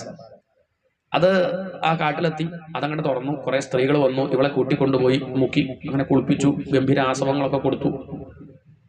അപ്പോഴേക്കും ഇവിടെ സുന്ദരിയായിട്ട് മാറി. കർദമ പ്രജാപതി ഒന്ന് കണ്ണടച്ച് ധ്യാനിച്ചപ്പോഴേക്കും കർദമ പ്രജാപതി സുന്ദരനായിട്ട് മാറി. രണ്ടുപേരും കൂടി ആ വിമാനത്തിലേക്ക് പ്രവേശിച്ചു. വിമാനം അവിടെ നിന്ന് അങ്ങോട്ട് പുറപ്പെട്ടു. ദേവന്മാരുടെ ഉദ്യാനങ്ങളിലൂടെയൊക്കെ സഞ്ചരിച്ചു. അപ്പോഴൊക്കെ അവർ ഭഗവാനെ മറന്നില്ല കേട്ടോ എന്ന് പ്രത്യേകം എടുത്ത് പറയണം. അപ്പോഴൊക്കെ അവരെന്ത് ചെയ്തു? ഭഗവാന്റെ കഥകൾ പറഞ്ഞുകൊണ്ടും ചർച്ച. അതാണ് ഭാര്യയും ഭർത്താവും തമ്മിലുള്ള ചർച്ച. എന്താ? ഭാഗവത്തിലെ അധ്യായം, അതിന്റെ അർത്ഥം പറയാ, എന്റെ അഭിപ്രായം എന്താ എന്ന് ചോദിക്കുക, കഥയുടെ താല്പര്യം, നീ ഇപ്പം എന്താ മനസ്സിലാക്കിയത്? ഇതൊക്കെയാണ് ഇവിടെ ചർച്ച. എത്ര വീടുകളിൽ ഇങ്ങനെയൊക്കെ ചർച്ച ഉണ്ട് ഇല്ലേ?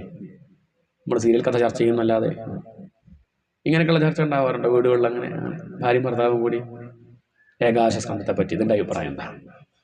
ഉദ്ധവൻ എന്താ ഇപ്പം അങ്ങനെ ചോദിച്ചു?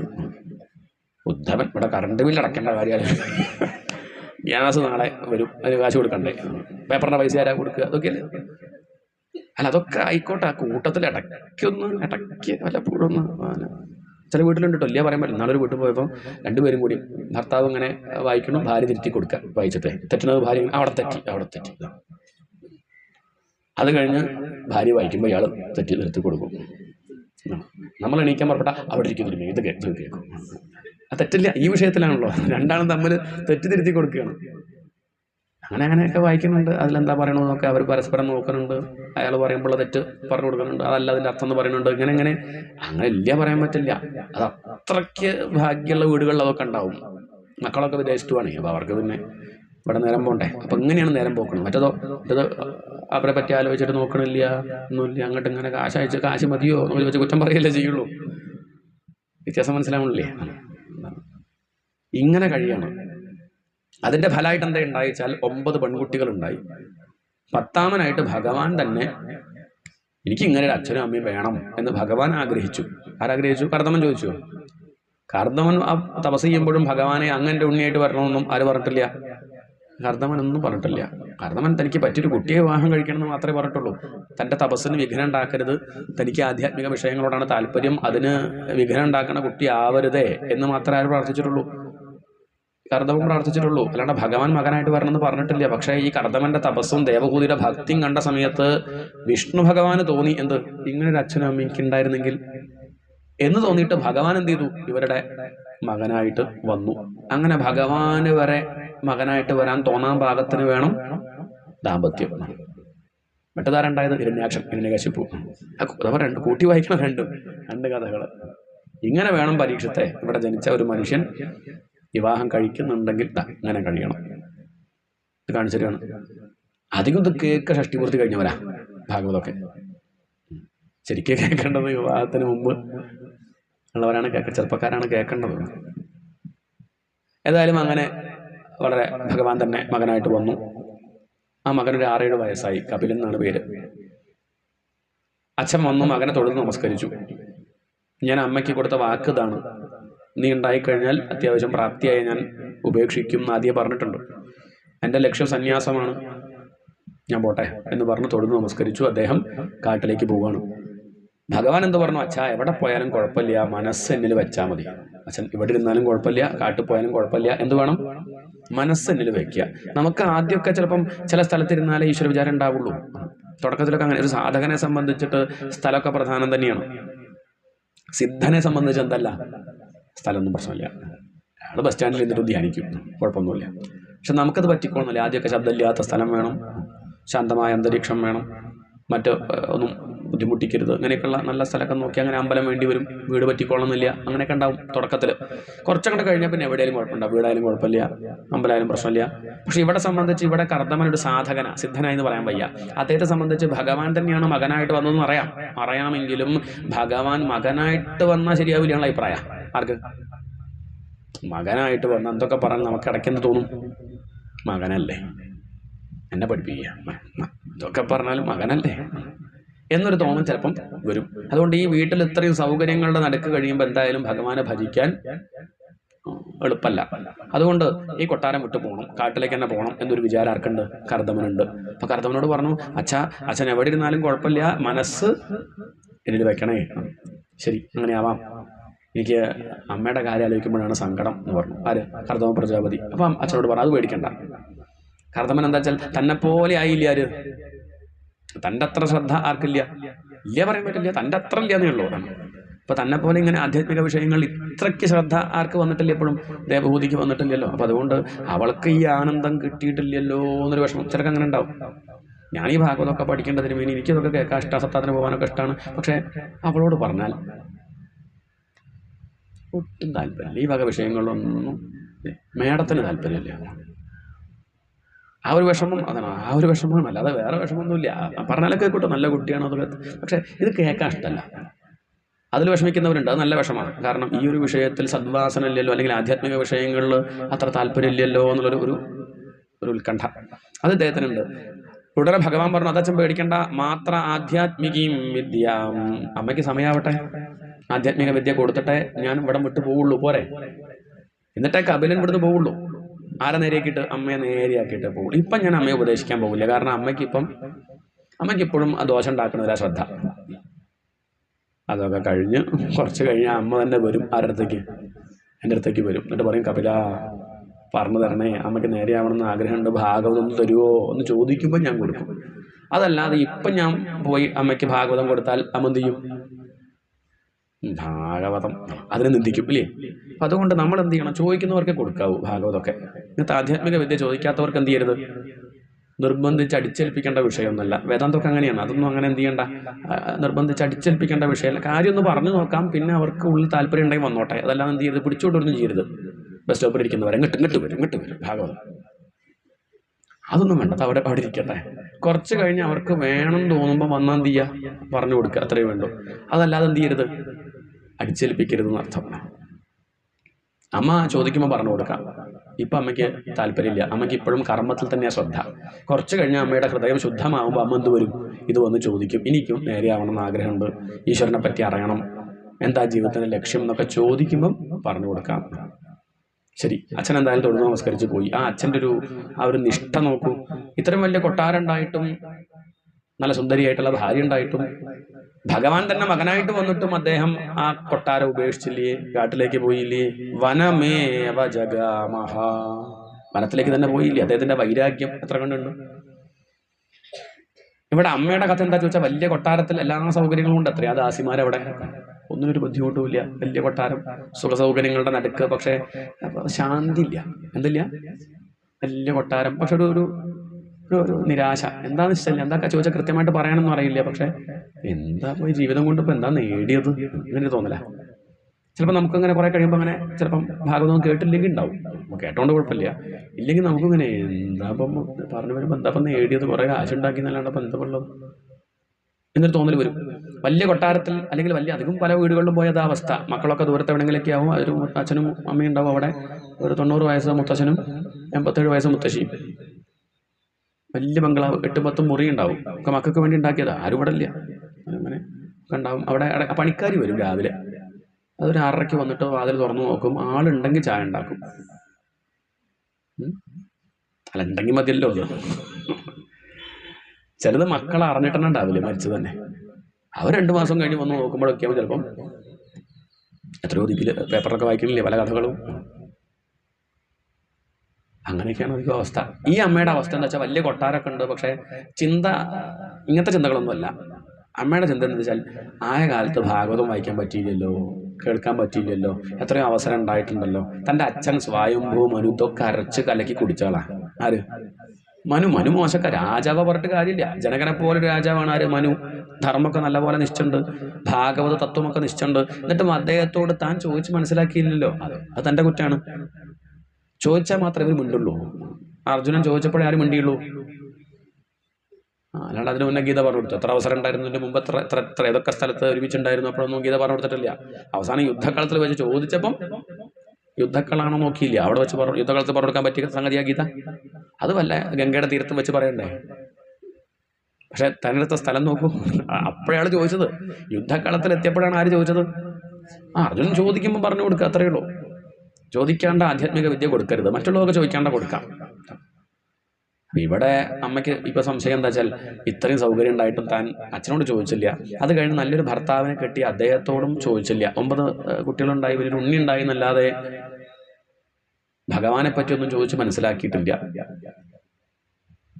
ഇപ്പം തൻ്റെ മകൻ, അത് കപിലൻ, ഭഗവാന്റെ അവതാരം എന്നാ പറയണത്. ആരാണ്? തൻ്റെ മകനെ സാക്ഷാൽ ഭഗവാനാണെന്നാണ് ജ്ഞാനികളൊക്കെ അവിടെ അങ്ങനെ പറയുന്നുണ്ട്. ചിലരൊക്കെ ദുഃഖിച്ചുള്ളവരൊക്കെ ഈ സിദ്ധനാണെന്ന് പറഞ്ഞ കപിലൻ്റെ അടുത്തേക്ക് വരും. കപിലൻ ആ മരത്തിൻ്റെ വീട്ടിൽ അവിടെ ഇരിക്കുന്നുണ്ട്. ഇവരൊക്കെ അവിടെ വന്ന് കുറച്ചു നേരം നോക്കിയിരിക്കും. എന്തൊക്കെയോ കപിലൻ ഉപദേശിക്കുന്നുണ്ട്. അത് കഴിഞ്ഞാൽ ഇവരൊക്കെ ചിരിച്ച് കളിച്ച് പോകുന്നുണ്ട്. ഇങ്ങോട്ട് കരഞ്ഞിട്ടാണ് വരുന്നത്, അങ്ങോട്ട് പോകുമ്പോൾ ചിരിച്ചിട്ടാ. ഈ കരഞ്ഞു വരുന്നവരെ ചിരിപ്പിക്കാനുള്ളൊരു മരുന്ന് ആരുടെ കയ്യിലുണ്ട്? അങ്ങനെ ദുഃഖിക്കുന്നവരെ ആനന്ദിപ്പിക്കാനുള്ളൊരു കഴിവ് തൻ്റെ മകനുണ്ടെന്ന് മനസ്സിലാക്കിയ അമ്മയ്ക്ക് തോന്നുകയാണ്. അങ്ങനെയാണെങ്കിൽ ആ മരുന്ന് ആദ്യം തരേണ്ടത് ആർക്കാ? അതിനുള്ള അവകാശം അമ്മയ്ക്കില്ലേ?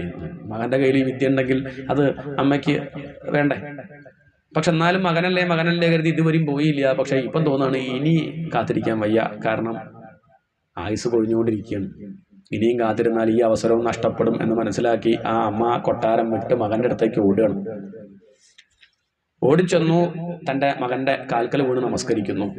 നിർവിണ്ണാനിതരാം ഭൂമൻ അസതീന്ദ്രിയ തർഷണാത് ഏന സംഭാവ്യമാനേന പ്രപന്നാന്ധം തമപ്രഭോ.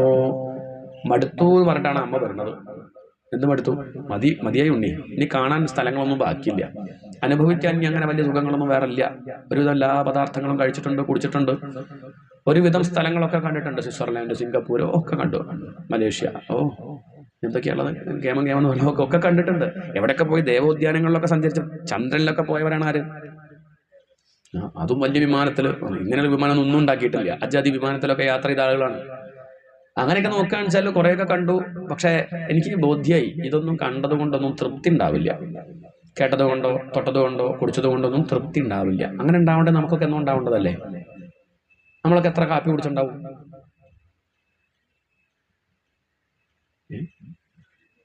അതൊന്ന് കൂട്ടി നോക്കൂ. നമ്മളെ പ്രായം വെച്ചിട്ട് എത്ര വയസ്സ് മുതൽ കാപ്പി കൂടി തുടങ്ങി നോക്കുക. എന്നിട്ട് അങ്ങനെ ഒന്ന് കൂട്ടി നോക്കുക. 3 നേരം, 4 നേരം, 5 നേരം, 8 പ്രാവശ്യമൊക്കെ അല്ലേ? നമ്മൾ കുടിച്ച കാപ്പി മതി തൃശ്ശൂർ മുങ്ങാൻ. അത്രയ്ക്കും കുടിച്ചിട്ടുണ്ടാവും. എന്നിട്ട് ഇപ്പം ഒരു കാപ്പി കിട്ടിയ കുടിക്കില്ലേ? ഇപ്പൊ ഒരു കാപ്പി കിട്ടിയിട്ടുണ്ടെങ്കിൽ അത്രയുള്ളതൊന്നും മടുക്കില്ല എന്നർത്ഥം. മടുക്കുക പറഞ്ഞാൽ കുടിക്കുമ്പോൾ കുറച്ചൊക്കെ 10 ഗ്ലാസ് കുടിച്ചാൽ അപ്പോൾ ഒരു മടുപ്പ് തോന്നുന്നല്ലാതെ അരമണിക്കൂർ കഴിഞ്ഞാൽ മിനിമം വേണം തോന്നും. ഇതാണ് അതിൻ്റെ ഒരു വിഷയം. എല്ലാ വിഷയം അങ്ങനെയാണ്. കാണുമ്പോൾ പെട്ടെന്ന് അങ്ങോട്ട് തൽക്കാലൊരു മതി എന്നൊക്കെ തോന്നും. മതി, ഇനി വയ്യേ എന്നൊക്കെ പറയും. വയ്യ, പായസം വയ്യേ എന്നൊക്കെ പറയും. അരമണിക്കൂർ കഴിഞ്ഞ് ചോദിക്കും, ഉണ്ടോ ലേശം പായസം ഫ്രിഡ്ജിൽ വെച്ചിട്ടുണ്ടോ? കുറച്ച് ഉച്ചത്തെ മടുത്തിട്ടില്ല. അത് ആ സമയം മതിയായി എന്ന് പറഞ്ഞതാണ്. പിന്നെയും അത് ഓർമ്മിച്ച് പിന്നെയും വേണം തോന്നി വീണ്ടും വരികയാണ്. ഇതാണ് വിഷയം. പക്ഷെ അങ്ങനെ ഓടിയാൽ സന്തോഷമാവില്ല എന്ന് ഞാൻ മനസ്സിലാക്കി. ഇനി എനിക്ക് ഞാൻ ഓടുന്നില്ല, ഇനി വിഷയങ്ങളുടെ പിന്നാലെ ഞാൻ ഓടുന്നില്ല. കാരണം എനിക്ക് മനസ്സിലായി അത് അവസാനം വലിയ ദുഃഖമാണ് തരിക. പ്രപന്നാന്ധം തമപ്രഭോ, കൂരിട്ടിൽ കൊണ്ട് ചാടിക്കും. ഈ ഇന്ദ്രിയങ്ങളെ വിശ്വസിച്ച് അവരുടെ പിന്നാലെ പോയി കുറച്ച് കഴിഞ്ഞാൽ എന്താ ഉണ്ടാവുക വെച്ചാൽ ഈ മനസ്സിൽ ആഗ്രഹം ഉണ്ടാവും ചെയ്യുക, എന്നാൽ ഇന്ദ്രിയങ്ങൾ തളരും ചെയ്തു. വല്ലാത്തൊരവസ്ഥ അത്.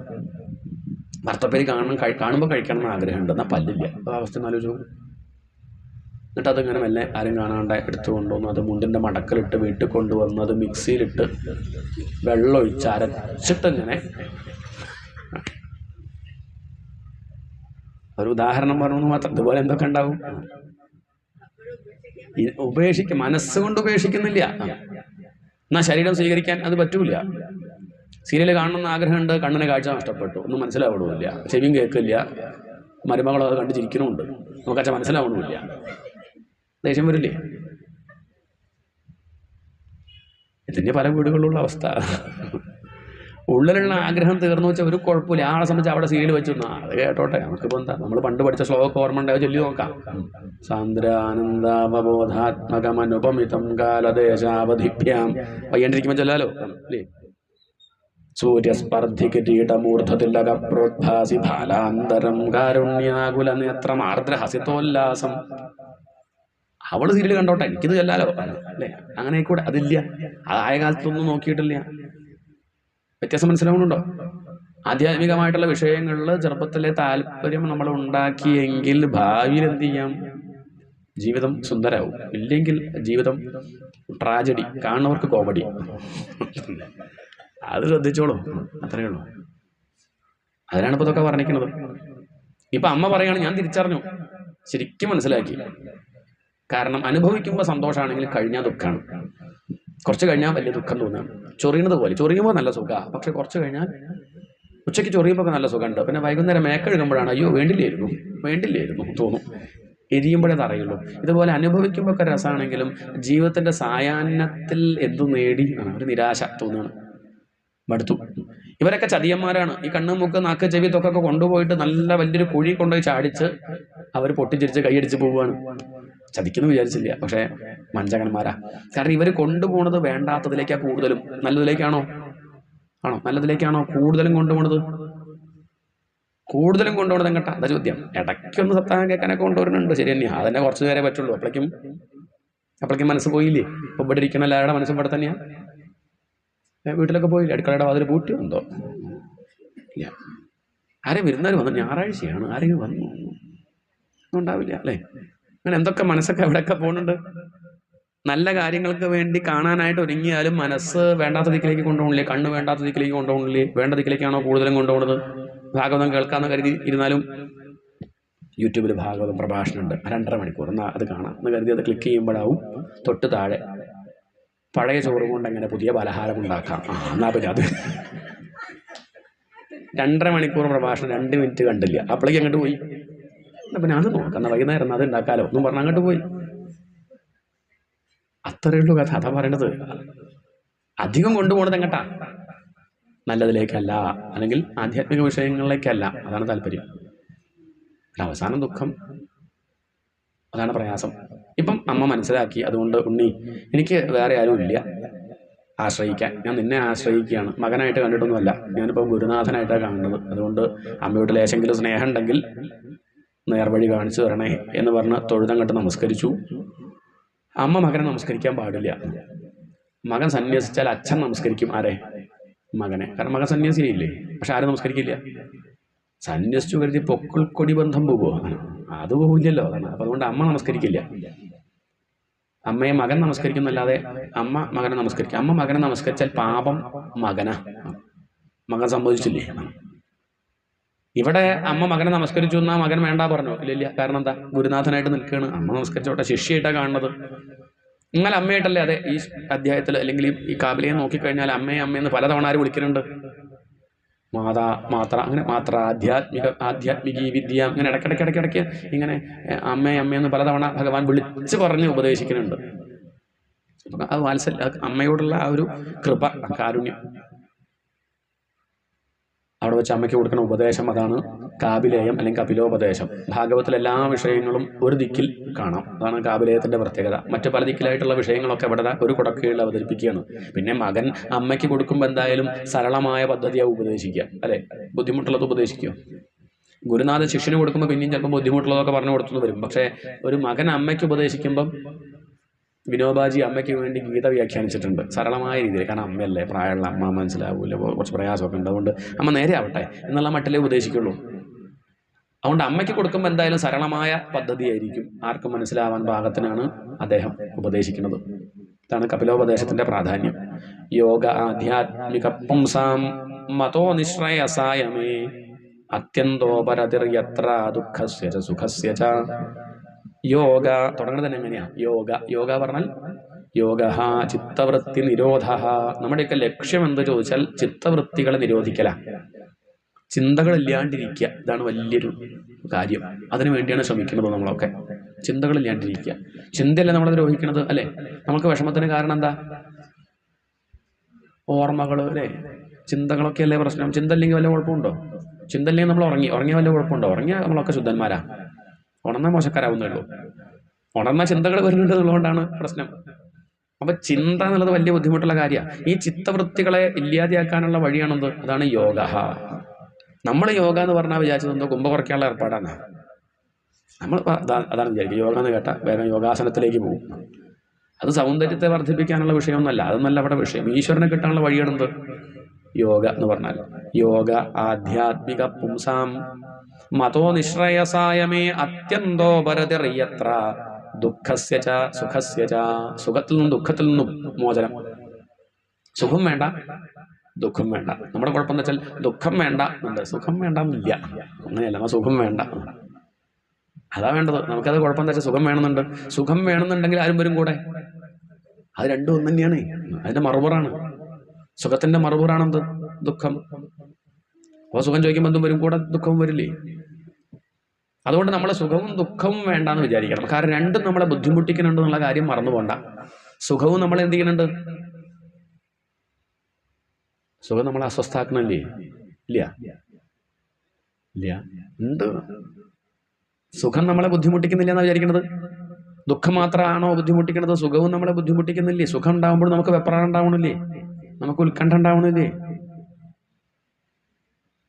പണ്ടൊരാൾക്ക് ലോട്ടറി അടിച്ചു, 10 കോടി റുപ്യ. അദ്ദേഹത്തിന് 2 അറ്റാക്ക് വന്നാളാ.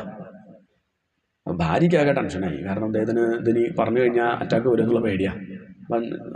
ചെക്കപ്പിന് കൊണ്ടുപോകണ ഇടയ്ക്ക് കാണിക്കുന്ന ഡോക്ടറുണ്ട്, ഫാമിലി ഡോക്ടറാണ്. അപ്പോൾ ഡോക്ടറെ വിളിച്ച് പറഞ്ഞു, മൂപ്പർക്ക് ഇത് അടിച്ചിട്ടുണ്ട് 10 കോടി റുപ്യ. ഇതെങ്ങനെയപ്പോൾ ഞാൻ പറയാന്നുള്ളതാണ്. അപ്പോൾ ഡോക്ടർ പറയരുത് പറഞ്ഞു കഴിഞ്ഞു കഥ. അത് ഞാൻ പറയാം. അത് മയത്തിൽ പറഞ്ഞില്ലെങ്കിൽ ചിലപ്പോൾ അയാൾക്ക് താങ്ങാൻ പറ്റില്ല. സന്തോഷമുള്ള കാര്യമാണെങ്കിലും. അപ്പം അങ്ങനെ ഡോക്ടർ എന്ത് ചെയ്തു വെച്ചാൽ ഡോക്ടറെ അടുത്ത് പോയിട്ട് പറഞ്ഞു, അതെ അങ്ങനെ ലോട്ടറി എടുക്കാറുണ്ടോ? എടുക്കാറുണ്ട്. അടിക്കാറുണ്ടോ ചോദിച്ചാൽ അങ്ങനെ ലേശം അടിക്കൊക്കെ അടിക്കാറുണ്ട്, ഇത്രയേ ഉള്ളൂ. എത്രയപ്പം അടിച്ചത് അങ്ങനെ ചോദിച്ചാൽ 10,000 റുപ്യൊക്കെ അടിച്ചിട്ടുണ്ട്, ഇത്രയേ ഉള്ളൂ. എന്നിട്ടോ 10,000 റുപ്യ അടിച്ചിട്ട് എന്ത് ചെയ്യാനാ? അതൊക്കെ അങ്ങോട്ട് കഴിഞ്ഞു. അല്ലാതെ തനിക്കിപ്പം ഒരു 10 ലക്ഷം റുപ്യ അടിച്ചാലോ? ഒന്നും അടിക്കില്ലാന്ന് അല്ല, വിചാരിച്ചു നോക്കൂ. 10 ലക്ഷം റുപ്യ അടിച്ചാൽ എന്താ ചെയ്യുക? 10 ലക്ഷം റുപ്യ അടിക്കുമോ? ഇനി 10 ലക്ഷം അടിച്ചു വെച്ചാൽ ഞാൻ 5 ലക്ഷം ഡോക്ടറെ അങ്ങനെ തരും. 10 ലക്ഷം അടിച്ചാൽ 5 ലക്ഷം തരും. അപ്പോൾ അദ്ദേഹം ചോദിച്ചു, അപ്പോൾ ഒരു 50 ലക്ഷം അടിച്ചാലോ? 50 ലക്ഷം അടിച്ചാൽ 25 ലക്ഷം തരും. അപ്പോൾ തനിക്ക് ഒരു കോടി റുപ്യ കൊണ്ട് അടിച്ചു, അപ്പോൾ എന്ത് തരും? അങ്ങനെ 1 കോടി റുപ്യ അടിച്ചു വെച്ചാൽ ഞാൻ 50 ലക്ഷം ഡോക്ടർക്ക് തരും. അപ്പം തനിക്കൊരു 10 കോടി അടിച്ചാൽ 10 കോടിക്ക് അടിച്ചാൽ 5 കോടി ഞാൻ ഡോക്ടർക്ക് തരുമെന്ന് പറഞ്ഞപ്പോഴേക്ക് ഡോക്ടർക്ക് അറ്റാക്ക് വന്നു. അത്രയേ ഉള്ളൂ. എന്ന് പറഞ്ഞാൽ വിഷയം എന്ന് പറഞ്ഞാൽ അത്രയേ ഉള്ളൂ. സംഗതി സുഖം എന്ന് പറഞ്ഞാൽ എന്തുണ്ട്? അത് നമ്മുടെ സമാധാനം ഇല്ലാണ്ടാക്കുന്നില്ലേ? അത്രയേ ഉള്ളൂ. അതാണ് അത്യന്തോപരതിർയത്ര ദുഃഖസ്യ ച സുഖസ്യ ച. സുഖവും വേണ്ട, ദുഃഖവും വേണ്ട. സുഖം മോഹിച്ചാൽ എന്തുവരും? ദുഃഖവും കൂടെ വരും. എനിക്ക് നടന്നു പോയാൽ മതി, കാര്യങ്ങൾ ഇങ്ങനെ കഴിഞ്ഞു പോയാൽ മതി, അത് വലിയ ആഗ്രഹമൊന്നുമില്ല. അങ്ങനെയല്ല സാധാരണക്കാരങ്ങനെയല്ല, ഒന്നും വേണ്ട, ചായം വേണ്ട, കാപ്പി ജീരക വെള്ളം മതി, എന്നും ഉണ്ടാവുമല്ലോ. അത്രയേ ഉള്ളൂ ഉള്ളത്. കഞ്ഞി മതി, അത് മതി, എന്നും ഉണ്ടാവുമല്ലോ. വലിയ മോഹങ്ങളൊന്നുമില്ല. ഇനി കയ്യിൽ കുറേ കാശുണ്ടെങ്കിലും അങ്ങനെ ചിലവാക്കുന്ന സ്വഭാവമൊന്നും ഉണ്ടാവില്ല. ഇത് പിശുക്കൊണ്ടൊന്നുമില്ല, ലളിതമായൊരു രീതിയാണ്. ഇനി ആർക്ക് അത്യാവശ്യം ഉണ്ടോ തരാം, എടുത്തോളൂ. അത്യന്തോപരതിർയത്ര ദുഃഖസ്യ ച സുഖസ്യ ച തമിമം തേ പ്രവക്ഷ്യാമി യമവോചം പുരാനഘേ. ഞാനത് പണ്ട് പറഞ്ഞു കൊടുത്തതാ. ആ വിഷയം ഞാൻ അമ്മയ്ക്ക് പറഞ്ഞു തരാം. ഋഷീണാം ശ്രോതുകാമാനാം യോഗം സർവാംഗ നൈപുണം ചേതഃ ഖൽവസ്യ ബന്ധായ മുക്തയേ ചാത്മനോമതം. ഈ മനസ്സ് തന്നെയാണ് നമ്മളെ ദുഃഖിപ്പിക്കുന്നതും മുക്തിക്ക് കാരണമാവണതും മനസ്സന്നെ കേട്ടോ. മനസ്സന്നെയാണ് രണ്ടും. നമ്മളെ കൊടുക്കുന്നതും മനസ്സാണ്, നേരെയാക്കണതും ചേതഹ ഖലു. ചേതഹ പറഞ്ഞ മനസ്സ് തന്നെയാണ് നമ്മളെ. മനസ്സ് ഭാഗവതത്തിലേക്ക് വന്നാൽ നമ്മൾ നേരെയായി. ഈ മനസ്സ് വിഷയങ്ങളിലേക്ക് പോയാലോ നമ്മൾ ചീത്തി. ഇത്രയേ ഉള്ളൂ. നമ്മളെ ദുഃഖിപ്പിക്കുന്നതും മനസ്സാണ്, ആനന്ദത്തിന് കാരണമാവണതും മനസ്സ് തന്നെയാണ്. മനസ്സല്ലെങ്കിൽ നമുക്ക് ഭാഗവതം കേൾക്കാൻ പറ്റുമോ? ഭാഗവതം കേട്ടില്ലെങ്കിൽ മനസ്സ് വേറെ എന്തെങ്കിലും കേൾക്കാൻ പോകും. മനസ്സിൻ്റെ ഒരു കുഴപ്പം എന്താ വെച്ചാൽ മനസ്സിൻ്റെ മുകളിൽ പശ ഉണ്ട്. എന്തുണ്ട്? ചുറ്റും പശയായിട്ട് നടക്കുക മനസ്സ്. അത് എവിടെയെങ്കിലും ഒട്ടും, ഉറപ്പാണ്. അപ്പം നമ്മളായിട്ടൊന്നും ഒട്ടിച്ചില്ലെങ്കിൽ ഇത് വേണ്ടാത്ത ദിക്കിൽ പോയി ഒട്ടും. ഒട്ടാണ്ടിരിക്കില്ല. ഇപ്പം നമുക്ക് കുഴപ്പമില്ല. നമ്മൾ ഈ 2 ദിവസം നമ്മളിപ്പോൾ എവിടെ ഒട്ടി? ഭാഗവത്തിൽ ഒട്ടിച്ച് വെച്ചതാ. അതുകൊണ്ട് ഇപ്പോൾ 2 ദിവസത്തേക്ക് വലിയ കുഴപ്പമൊന്നുമില്ല. ഇനിയിപ്പം നാളെ മുതലാണ് പ്രശ്നം. എവിടെയൊക്കെ പോയി ഒട്ടിച്ചല്ലേ. അതുകൊണ്ട് എന്തെങ്കിലും ഒട്ടിച്ച് വെച്ചോളൂ. എപ്പോഴൊന്ന് ഭാഗവത്തിൽ ലേശം ഒട്ടിച്ച് വെച്ചാൽ വലിയ ബുദ്ധിമുട്ടുണ്ടാവില്ല. അല്ലെങ്കിൽ എവിടെയെങ്കിലും പോയി ഒട്ടും. അവസാനം അന്ന് പിടിച്ച് പറിക്കുമ്പോൾ വലിയ പ്രയാസം ഉണ്ടാവും. ഇതാണ് ചേതഹ ഖലു അസ്യ ബന്ധായ മതിരിഹ ഗുണസക്താ ബന്ധകൃതേഷു സക്താതു അമൃതകൃതുപരുന്ധേ. മതിഹീഹ ഗുണസക്ത ബന്ധകൃത്. അമ്മേ, ഈ മതി ഗുണങ്ങളോട് കൂടി ചേർന്നാൽ ബന്ധനത്തിന് കാരണമാവും. ഇതേ മനസ്സ് തന്നെ ഭഗവാനോട് ചേർന്നാൽ അത് മുക്തിക്ക് കാരണമാവും. എന്താണ്? ഒരേ മനസ്സ് അത് ഭഗവാനോട് ചേർന്നാൽ മുക്തിക്ക് കാരണമായി. അത് വിഷയങ്ങളോട് ചേർന്നാൽ അത് ബന്ധനത്തിന് കാരണമായി. വിഷയങ്ങളോടുള്ള ചേരുന്ന മനസ്സിനെ നമ്മൾ പറയാം ആസക്തി എന്നാ പറയാ. എന്താണ്? അങ്ങനെ പറയാം. എനിക്ക് കാശിനോട് ആസക്തി എന്നാ പറയാ. വീടിനോട് ആസക്തി, മക്കളോട് ആസക്തി, അങ്ങനെ പറയാം. ഭക്തി എന്ന് പറയില്ല. ഭഗവാനോട് ഭക്തി, ആസക്തി എന്ന് പറയാറുണ്ട് കേട്ടോ. മയ്യാസക്തമന പാർത്ഥ എന്നൊക്കെ ഗീതയിൽ കാണാം. ഭഗവാനോടുള്ള ആസക്തിക്ക് നല്ലൊരു ഭാഷ ഭക്തി എന്നാണ്. അങ്ങനെ നോക്കാൻ നമ്മളൊക്കെ ഭക്തന്മാർ തന്നെയാണ്. പക്ഷെ ഭക്തി ആരോടാണുള്ളത്? വീടിനോടുണ്ട്, ഭാര്യയോടുണ്ട്, കാശിനോടുണ്ട്. ഭഗവാനോടില്ലെന്നേ ഉള്ളൂ. അവിടെ വിഷയം. ഭഗവാനോട് വെച്ചാൽ മനസ്സ് ഭഗവാനിൽ വെച്ചാൽ ശാന്തമായിട്ട് സഞ്ചരിക്കാൻ പറ്റും. അതാണ് ഞാൻ പറഞ്ഞു തരുന്നത്. ഈ ദുഃഖത്തിന് കാരണം എന്താ ചോദിച്ചാൽ അഹം മമ അഭിമാനോദ്ധൈഹി. അഹം മമ, ഇതാണ് ബന്ധനത്തിന് കാരണം. നമ്മളെ ബുദ്ധിമുട്ടിക്കുന്നത് എന്താ? അഹന്ത, മമത, ഞാൻ, എൻ്റെ. ഈ വിചാരം കലശലായിട്ടുണ്ട് നമുക്ക്. അതുകൊണ്ടാണ് ഈ ദുഃഖം കൂടി വരുന്നത്. അഹന്തയും മമതയും ഇല്ലാത്ത ഒരാൾക്ക് എന്തില്ല? ഞങ്ങൾക്ക് ദുഃഖമില്ല. എൻ്റെ എന്നുള്ള വിചാരമല്ലേ നമ്മളെ ദുഃഖിപ്പിക്കുന്നത്. അല്ലാന്ന് പറയാൻ പറ്റുമോ? വസ്തുക്കളുടെ നഷ്ടം നമ്മളെ ബാധിക്കുന്നൊന്നുമില്ല വാസ്തവത്തിൽ. എവിടെയാ പ്രശ്നം വരുന്നത്? എൻ്റെ വസ്തുക്കൾ നഷ്ടപ്പെടുമ്പോഴല്ലേ. ആണോ അല്ലേ എന്ന് ചിന്തിച്ചു നോക്കൂ. ആണോ അല്ലേ? വീട് കത്തിപ്പോയി, ദുഃഖമുണ്ടോ? ഉണ്ടോ? ആരുടെയോ വീട് അങ്ങനെ വെച്ചാൽ കുഴപ്പമില്ല. എൻ്റെ വീടാ കരുതി കിട്ടില്ലേ? ഇത്രയേ ഉള്ളൂ. വീട് കത്തുന്ന സമയത്ത് അച്ഛൻ മുറ്റത്തിറങ്ങി നിൽക്കുകയാണ്, കരയാണ് പാവം. അച്ഛൻ കരഞ്ഞുകൊണ്ടിരിക്കുമ്പോൾ മകൻ വന്ന് പറഞ്ഞു, അച്ഛാ മിനിയാന്ന് വിറ്റു, 1.5 കോടി രൂപ ബാങ്കിലുണ്ട്, ഇത് വിറ്റ കാശ്. അച്ഛൻ വേഗം കണ്ണീര് തുടച്ചിട്ട് പറയാ, നേരത്തെ പറയണ്ടേ, വെറുതെ കരഞ്ഞു. 10 മിനിറ്റ് കൊണ്ട് കഥ മാറി. എൻ്റെ അല്ല എന്ന് പറഞ്ഞപ്പോഴേക്ക് എന്ത് പോയി? എന്നാ മനസ്സിലായിക്കൊള്ളുന്നു, എൻ്റെ അല്ല ഭഗവാന്റെയാണ്. കത്തിക്കട്ടെ, ഭഗവാന്റെ സങ്കല്പല്ലേ, കത്തട്ടെ. ഇങ്ങനെ ചിന്തിക്കാൻ പറ്റുമോ? ഇത് പറ്റാത്തതാണ് നമ്മുടെ പരാജയം. ഇങ്ങനെ ചിന്തിച്ചു കഴിഞ്ഞാൽ ജീവിതം എന്തായി? ജീവിതം രസം. ഇത്ര രസമുള്ളൊരു ഏർപ്പാട് വേറില്ല. ചിന്തിച്ചു നോക്കും. എൻ്റെ എന്നുള്ളത് നമ്മുടെ സങ്കല്പല്ലേ. എൻ്റെ ആണെന്ന് എന്താ ഉറപ്പ്? ഇതൊക്കെ നമ്മൾ സങ്കല്പിക്കല്ലേ. എൻ്റെ ആരെൻ്റെ? വീടെൻ്റെ. എന്ത് വീട്? ആരാണ്ടാക്കിയത്? പണിക്കാരുണ്ടാക്കിയത്? എവിടുന്ന് സ്ഥലം വാങ്ങിയതാണ്? നമ്മുടേതായിട്ടൊന്നുമില്ല. പക്ഷെ അങ്ങനെ സങ്കല്പിക്കല്ലേ. നാളെ ഇപ്പം എന്താണെന്ന് വെച്ചാൽ അത് ഗവൺമെൻറ് ഏറ്റെടുക്കോ? അറിയോ? ആയിക്കോട്ടെ, ഹൈവേ വന്നാലോ? എന്തെൻ്റെ? അതാ ചോദ്യം. നമ്മൾ വെറുതെ പറയണമെന്നില്ല. എൻ്റെ എന്ന് പറയാണ്. ഭാര്യ എൻ്റെ. കല്യാണം കഴിക്കേണ്ട മുന്നേ എവിടെയായിരുന്നു? ആർക്കറിയാം. ഭാര്യയ്ക്ക് തലവേദന വന്നപ്പം വിഷമം. എന്താ വിഷമിക്കാൻ കാരണം? തനിക്കല്ല കേട്ടോ, തനിക്കല്ല. ആർക്കാ? ഭാര്യയ്ക്കാണ്. എൻ്റെ ഭാര്യ ആയതുകൊണ്ടാ, അല്ലെങ്കിൽ വിഷമമൊന്നുമില്ല. എൻ്റെ ഭാര്യ ആയതുകൊണ്ട്. കല്യാണം കഴിക്കണതിൻ്റെ മുമ്പാ വന്നു വെച്ചാലോ? നമുക്കറിയണല്ലേ. ആർക്കും അത് കുട്ടിക്ക് തലവേദന വന്നു, നമുക്ക് വിഷമമുണ്ടോ? ഡിവോഴ്സ് ചെയ്തതിന് ശേഷമാണെങ്കിലോ സന്തോഷം ഉണ്ടാവും. വേറെ രട്ടം തരുന്നതല്ലേ. ഒരേ കാര്യത്തെ നോക്കൂ, വ്യത്യാസം. നോക്കിക്കാണുന്നതിൻ്റെ ഭാവത്തിന് വ്യത്യാസമില്ലേ? ഇല്ലേ?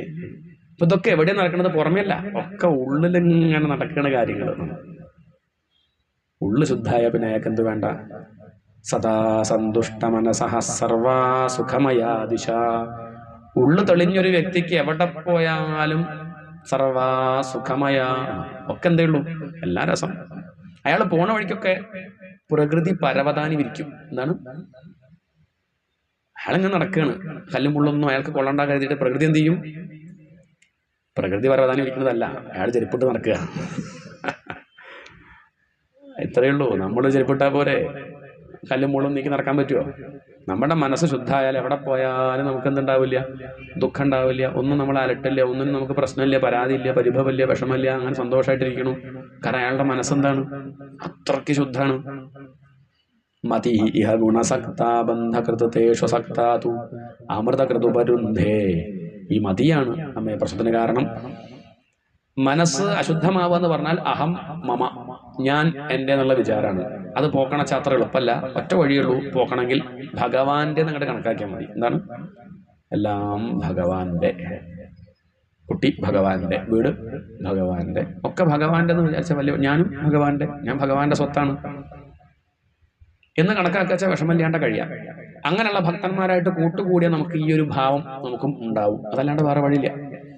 അതാണ് നേരെയാവാനുള്ള വഴി. മഹദനുഗമലഭ്യ ഭക്തിരേവാത്ര സാധ്യ കപില തനുരിതിത്വം ദേവഹൂത്യൈനകാദി. മഹദനുഗമലഭ്യ ഭക്തി, മഹാത്മാക്കൾ അനുവദിച്ച അല്ലെങ്കിൽ മഹാത്മാക്കളുടെ അവർ സമ്മതിച്ച ഭക്തി. എന്തെങ്കിലും കാണിച്ചു കൂട്ടിയിട്ട് ഭക്തി എന്ന് പറയരുതേ. സജ്ജനങ്ങൾ അംഗീകരിച്ച ഭക്തി. ഇന്നിപ്പോൾ ഭക്തി എന്നൊക്കെ പറഞ്ഞ പല ഗോഷ്ഠികളുണ്ട്. നമ്മളതാ ഭക്തി എന്ന് വെച്ചാൽ അതിന്റെ വഴിക്ക് പോയാൽ ചിലപ്പോൾ വഴി തെറ്റി എവിടെയെങ്കിലുമൊക്കെ എത്തും. അതാണ് ഇവിടെ എടുത്തു പറഞ്ഞത്. മഹദനുഗമലഭ്യ ഭക്തി. ഭക്തി വേണ്ടതുപോലെയാണെങ്കിൽ ഹൃദയം ശുദ്ധാവും, ഹൃദയം തെളിയും, ഉള്ളിൽ നല്ല ശാന്തി ഉണ്ടാവും. ആകെ ബഹളവും ലഹളയുള്ളതല്ല, ഉള്ളു തെളിഞ്ഞ് ശാന്തി ഉണ്ടാവും. അങ്ങനെയുള്ള ആ ഒരു മാർഗത്തിൽ സഞ്ചരിക്കണം. ഭക്തന്മാരുടെ കൂടെ കൂടിയാൽ നമുക്ക് ഭക്തി ഉണ്ടാവും. അപ്പൊ അമ്മ ചോദിക്കുകയാണ്, ഭക്തന്മാരെ എങ്ങനെ തിരിച്ചറിയാം? തിരിച്ചറിയപ്പോ എങ്ങനെയാ ചോദിച്ചാൽ, അമ്മേ അങ്ങനെ വേഷം കണ്ടാൽ മനസ്സിലാവുന്നില്ല. അവർ പിന്നെ വേഷത്തിൽ നടക്കാമെന്നും പറയാൻ പറ്റില്ല. പക്ഷെ ഒന്ന് പറയാം, ചിലരുടെ സാന്നിധ്യം നമുക്ക് വലിയൊരു സമാധാനം ഉണ്ടാക്കും. ചിലരുടെ അടുത്തിങ്ങനെ ഇരിക്കുമ്പോൾ ചിലപ്പോൾ അയാൾ മിണ്ടിക്കോളൊന്നുമില്ല, പക്ഷെ അയാളുടെ അടുത്തിങ്ങനെ ഇരിക്കുമ്പോൾ നല്ല സമാധാനം കിട്ടും. അതൊക്കെ കാണുമ്പോൾ തന്നെ സമാധാനം, നല്ല ശാന്തി. അവരുടെ ഒപ്പം ഇരിക്കുമ്പോൾ ചിലപ്പം നമുക്ക് അഹന്തയൊന്നും പൊന്തില്ല, വേണ്ടാത്ത ചിന്തകൾ വരില്ല, ആവശ്യമില്ലാത്ത കാര്യം പറയാൻ തോന്നില്ല. അപ്പം മനസ്സിലായിക്കോളൂ, ആള് കുഴപ്പമില്ല, തിരക്കിടില്ല. എന്നാൽ ചിലയിടത്ത് അങ്ങോട്ട് പോയാൽ സ്വതവേ നമ്മൾ ശുദ്ധന്മാരാണെങ്കിലും ഉള്ളിൽ എന്തുണ്ടാവും? മനസ്സിലാക്കത്ത് പറയാൻ പോണ്ടേ, കുഴപ്പക്കാരനാണെന്ന് മനസ്സിലാക്കുന്നത്. കാരണം ഇവരുടെ കൂടെ ഇരുന്ന് കഴിഞ്ഞാൽ ലൗകികമായ വിഷയങ്ങളിൽ താനും ഇടപെടും, ആകെ പ്രശ്നമാവും എന്ന് മനസ്സിലാക്കുക. അവരായിട്ട് കൂട്ടുകൂടാണ്ടിരിക്കുക. സജ്ജനങ്ങളുടെ ലക്ഷണങ്ങളായിട്ട് പറയുകയാണെങ്കിൽ തിതിക്ഷവ, അവരെന്ത് ജീവിതത്തിൽ വന്നാലും പരാതി പറയില്ല. ശ്രദ്ധിച്ചാൽ മതി. പരാതി പറയുന്നുണ്ടെങ്കിൽ അവർ ഭക്തന്മാരല്ല. തിതിക്ഷവ, ജീവിതത്തിൽ എന്ത് വന്നാലും അവർ സഹിക്കും, പ്രസാദമായിട്ട് കണക്കാക്കും. ഭഗവാന്റെ പ്രസാദ. അവർ ദുഃഖം ഒന്നും പറയില്ല, അതൊക്കെ ഭഗവാൻ തരുന്നതല്ലേ, എന്താ കുഴപ്പം, എനിക്ക് കുഴപ്പമില്ല, സഹിക്കാനുള്ള ശക്തി ഉണ്ടല്ലോ എന്നേ അവർ പറയുള്ളൂ. അവര് ദുഃഖം വന്നു കരുതി നാമജപം നിർത്തുന്നില്ല. തിതിക്ഷവ കാരുണികാഹ, അവർക്ക് കാരുണ്യം മാത്രമേ ഉള്ളൂ. എന്നിട്ട് ഉപദ്രവിച്ചവർക്ക് പോലും അവരെന്ത് ചെയ്യും? ഉപദ്രവിച്ചുകൊള്ളൊന്നും ഇങ്ങനെ ഓർത്ത് വെക്കുന്നില്ല. ഒട്ടു അതൊക്കെ വിവരമില്ലാത്ത സമയത്ത് ചെയ്തു എന്നല്ലേ ഉള്ളൂ, സാരല്ല, പറ്റുന്ന സഹായം ചെയ്യുക എന്നുള്ള മട്ടിൽ അങ്ങോട്ട് സഹായിക്കും. അവർക്ക് മറ്റുള്ളവരുടെ വേദന അവരുടെ വേദനയായിട്ടാണ് തോന്നുന്നത്, പറ്റുന്നത് പോലെ സഹായിക്കും. അന്യെന്നുള്ള വിചാരമൊന്നുമില്ല. കാരുണികാഹ, അവർക്ക് ദേഷ്യം വരില്ല. നമ്മൾ കണ്ട ഭക്തന്മാർക്ക് മൂക്കത്ത ദേഷ്യം അല്ലേ, ഭക്തന്മാർക്ക് ദേഷ്യം വരില്ല. അങ്ങനെയൊക്കെ ധാരാളം ഭക്തന്മാരുടെ കഥയൊക്കെ പറയാറുണ്ട്. മഹാരാഷ്ട്രയിലുള്ളൊരു ഭക്തനാണ് ഏകനാഥസ്വാമികൾ. അദ്ദേഹത്തിന് ദേഷ്യം വരില്ല. അങ്ങനെ പരീക്ഷിക്കാനായിട്ട് ഒരാൾ ചെന്നു. അദ്ദേഹം ഈ ഏകനാഥസ്വാമിക്ക് ഗോദാവരി സ്നാനുണ്ട്. അദ്ദേഹം ഗോദാവരിയിൽ കുളിക്കുന്നു. രാവിലെ പോയി കുളിച്ചു വരും. കുളിച്ചു വരുന്ന സമയത്ത് അദ്ദേഹത്തെ ദേഷ്യം പിടിപ്പിക്കാൻ വേണ്ടിയിട്ട് എന്ത് ചോദിച്ചാൽ മുറുക്കിയിട്ട് ഇയാളുടെ മുഖത്തങ്ങോട്ട് തുപ്പി. കുളി കഴിഞ്ഞ് വരുമ്പോഴേ നോക്കട്ടെ, ദേഷ്യം വരില്ല. അത്ര നമുക്കത് ദേഷ്യം വരില്ലേ? അദ്ദേഹം നല്ലോണം തുപ്പിയാളം നോക്കി, അടിമുടി നോക്കി, പുഞ്ചിരിച്ചും കൊണ്ട് തിരിച്ചു പോയി, വീണ്ടും മുങ്ങി വന്നു, വീണ്ടും തുപ്പി. ഇത് ആവർത്തിച്ചു. 20 പ്രാവശ്യം കുളിച്ചു വന്നു. നിർത്തണില്ല, കുളി നിർത്തണില്ല. അദ്ദേഹം വീണ്ടും പോയി കുളിച്ചു വരുന്നു. അദ്ദേഹത്തിന്റെ ജോലി ചെയ്യുന്നു. അല്ലാതെ തുപ്പണാൾ 21ാമത്തെ പ്രാവശ്യം തുപ്പാൻ പുറപ്പെട്ടപ്പോഴേക്ക് അദ്ദേഹത്തിന് തുപ്പണാൾക്ക് മനസാക്ഷി കുത്ത്, താൻ എന്തൊരു പാപിയാണ്. തന്നെ തിരിച്ച് 2 വർത്തമാനം പറഞ്ഞെങ്കിൽ കുഴപ്പമില്ലായിരുന്നു, തന്നെ അടിച്ചിരുന്നെങ്കിൽ കുഴപ്പമില്ല. ഇതിപ്പം അദ്ദേഹം ഒന്നും പറയണമില്ല. അദ്ദേഹം നാമം ജപിച്ച് പോകുന്നു, വീണ്ടും കുളിച്ചു വരണു, തൊഴുതങ്ങോട്ട് നമസ്കരിച്ചു, കാൽക്കൽ വീണു, പറ്റിപ്പോയി, ഞാൻ നിവൃത്തിയില്ലാണ്ട് ചെയ്തതാണ്, അങ്ങേ ദേഷ്യം പിടിപ്പിച്ചാൽ എൻ്റെ മകൻ്റെ ഉപനയനം കഴിക്കാനുള്ള കാശ് തരാമെന്ന് അവിടുത്തെ ജന്മി പറഞ്ഞിട്ടുണ്ട്. അതാണ് കാരണം. ഒരു രസം, അയാളൊക്കെ ദേഷ്യം പിടിപ്പിച്ചാൽ തനിക്ക് ഞാൻ കാശ് തരാമെന്ന് പറഞ്ഞതാണ്, അങ്ങനെ ഏർപ്പാടാക്കിയതാണ്. എന്നോട് ക്ഷമിക്കണം, അങ്ങ് മഹാത്മാവാണെന്ന് എനിക്ക് മനസ്സിലായി, അങ്ങക്ക് എന്നോടൊരു ദേഷ്യം തോന്നണില്ലേ എന്ന് ചോദിച്ച സമയത്ത് ഏകനാഥ സ്വാമികൾ പറഞ്ഞു, താൻ എണീക്കൂ, താനിങ്ങനെ കരയാൻ മാത്രം ഇപ്പം എന്താ ഉണ്ടായത് ഇവിടെ, താൻ എന്തിനാ അങ്ങനെ കാൽക്കൽ വീണ് നമസ്കരിക്കുന്നത്? ശരിക്കും പറഞ്ഞാൽ തൻ്റെ കാലിൽ ഞാൻ നമസ്കരിക്കുക വേണ്ടത്, തന്നോട് എനിക്കൊരു ദേഷ്യമില്ല, ഇഷ്ടം മാത്രമേ ഉള്ളൂ. കാരണം എന്താ വെച്ചാൽ ഈ ഗോദാവരി പുണ്യ നദി എന്നൊക്കെ എനിക്കൊന്ന് ഇഷ്ടമുണ്ട്, ഞാൻ ഇതിലൊക്കെ ഒരു ദിവസം ഒരു പ്രാവശ്യം കുളിക്കാറുള്ളൂ. അപ്പം ഇന്ന് താൻ കാരണം ഞാൻ ഈ പുണ്യ നദിയിൽ 21 പ്രാവശ്യം സ്നാനം ആവും. തിദിക്ഷവഹ കാരുണികാഹ, അതാണ് അവരുടെ ഗുണം. അവരൊക്കെ അങ്ങനെ കണക്കാക്കുള്ളൂ, ഒക്കെ പോസിറ്റീവായിട്ട് എടുക്കുള്ളൂ. നന്നായതായാലും ഒക്കെ ശരിയാവും, ഒക്കെ നന്നാവും, ഒക്കെ ഭഗവാന്റെ സങ്കല്പം, ഒക്കെ നല്ലതിന് വേണ്ടിയിട്ട് തന്നെ, ഒന്നും മോശമല്ല, ഒക്കെ എന്നെ നേരെയാക്കാൻ വേണ്ടി ഭഗവാൻ തരണു. അങ്ങനൊരു സങ്കല്പമാണ് അവർക്ക്. അതാണ് ഭക്തന്മാരുടെ രീതി. അവരൊരിക്കലും എന്ത് ചെയ്യില്ല, അവർ മോശം പറയില്ല. അവർക്ക് ജന്തുക്കളോട് പോലും കാരുണ്യമുള്ളൂ.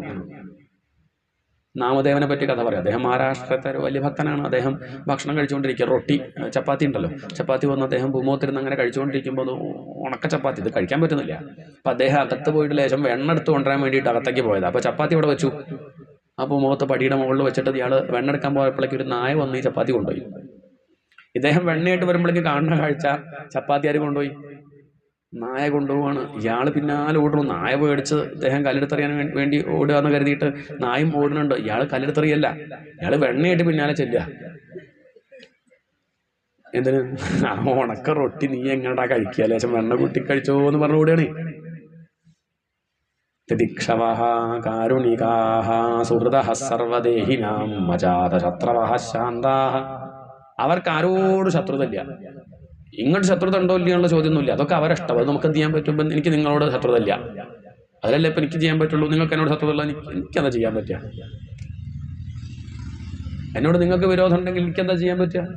എനിക്കെന്തായാലും ഇല്ല.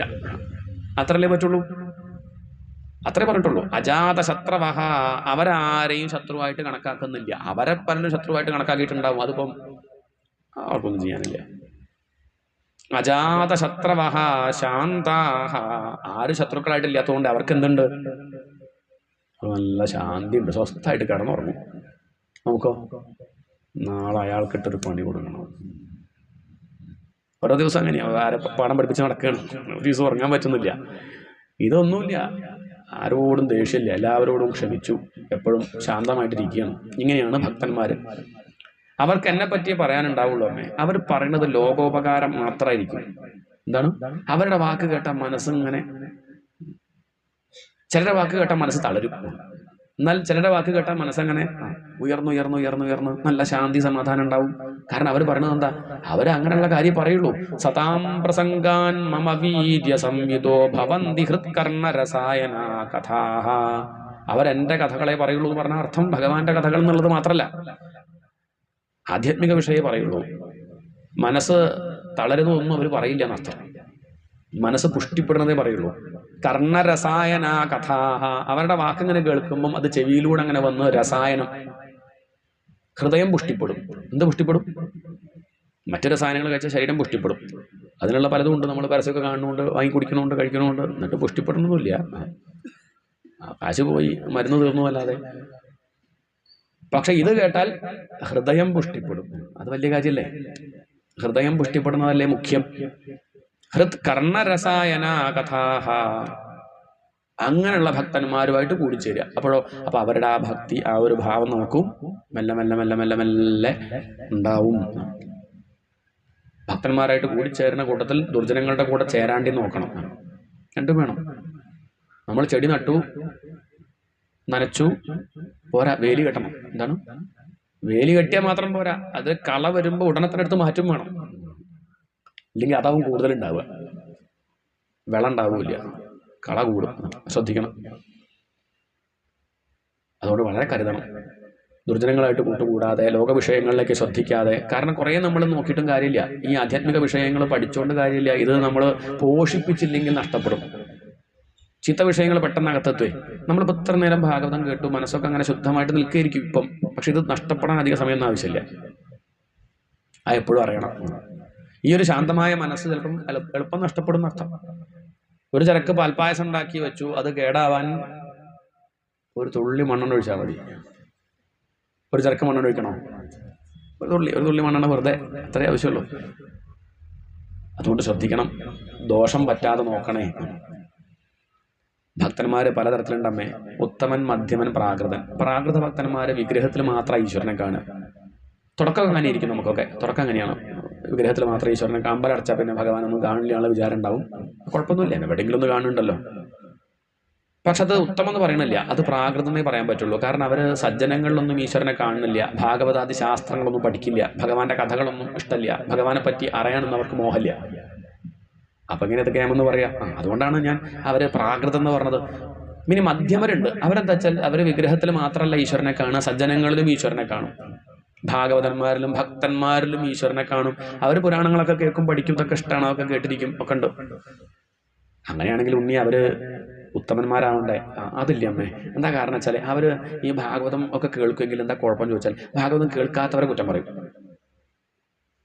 എന്താണ് അവിടെ കുഴപ്പം?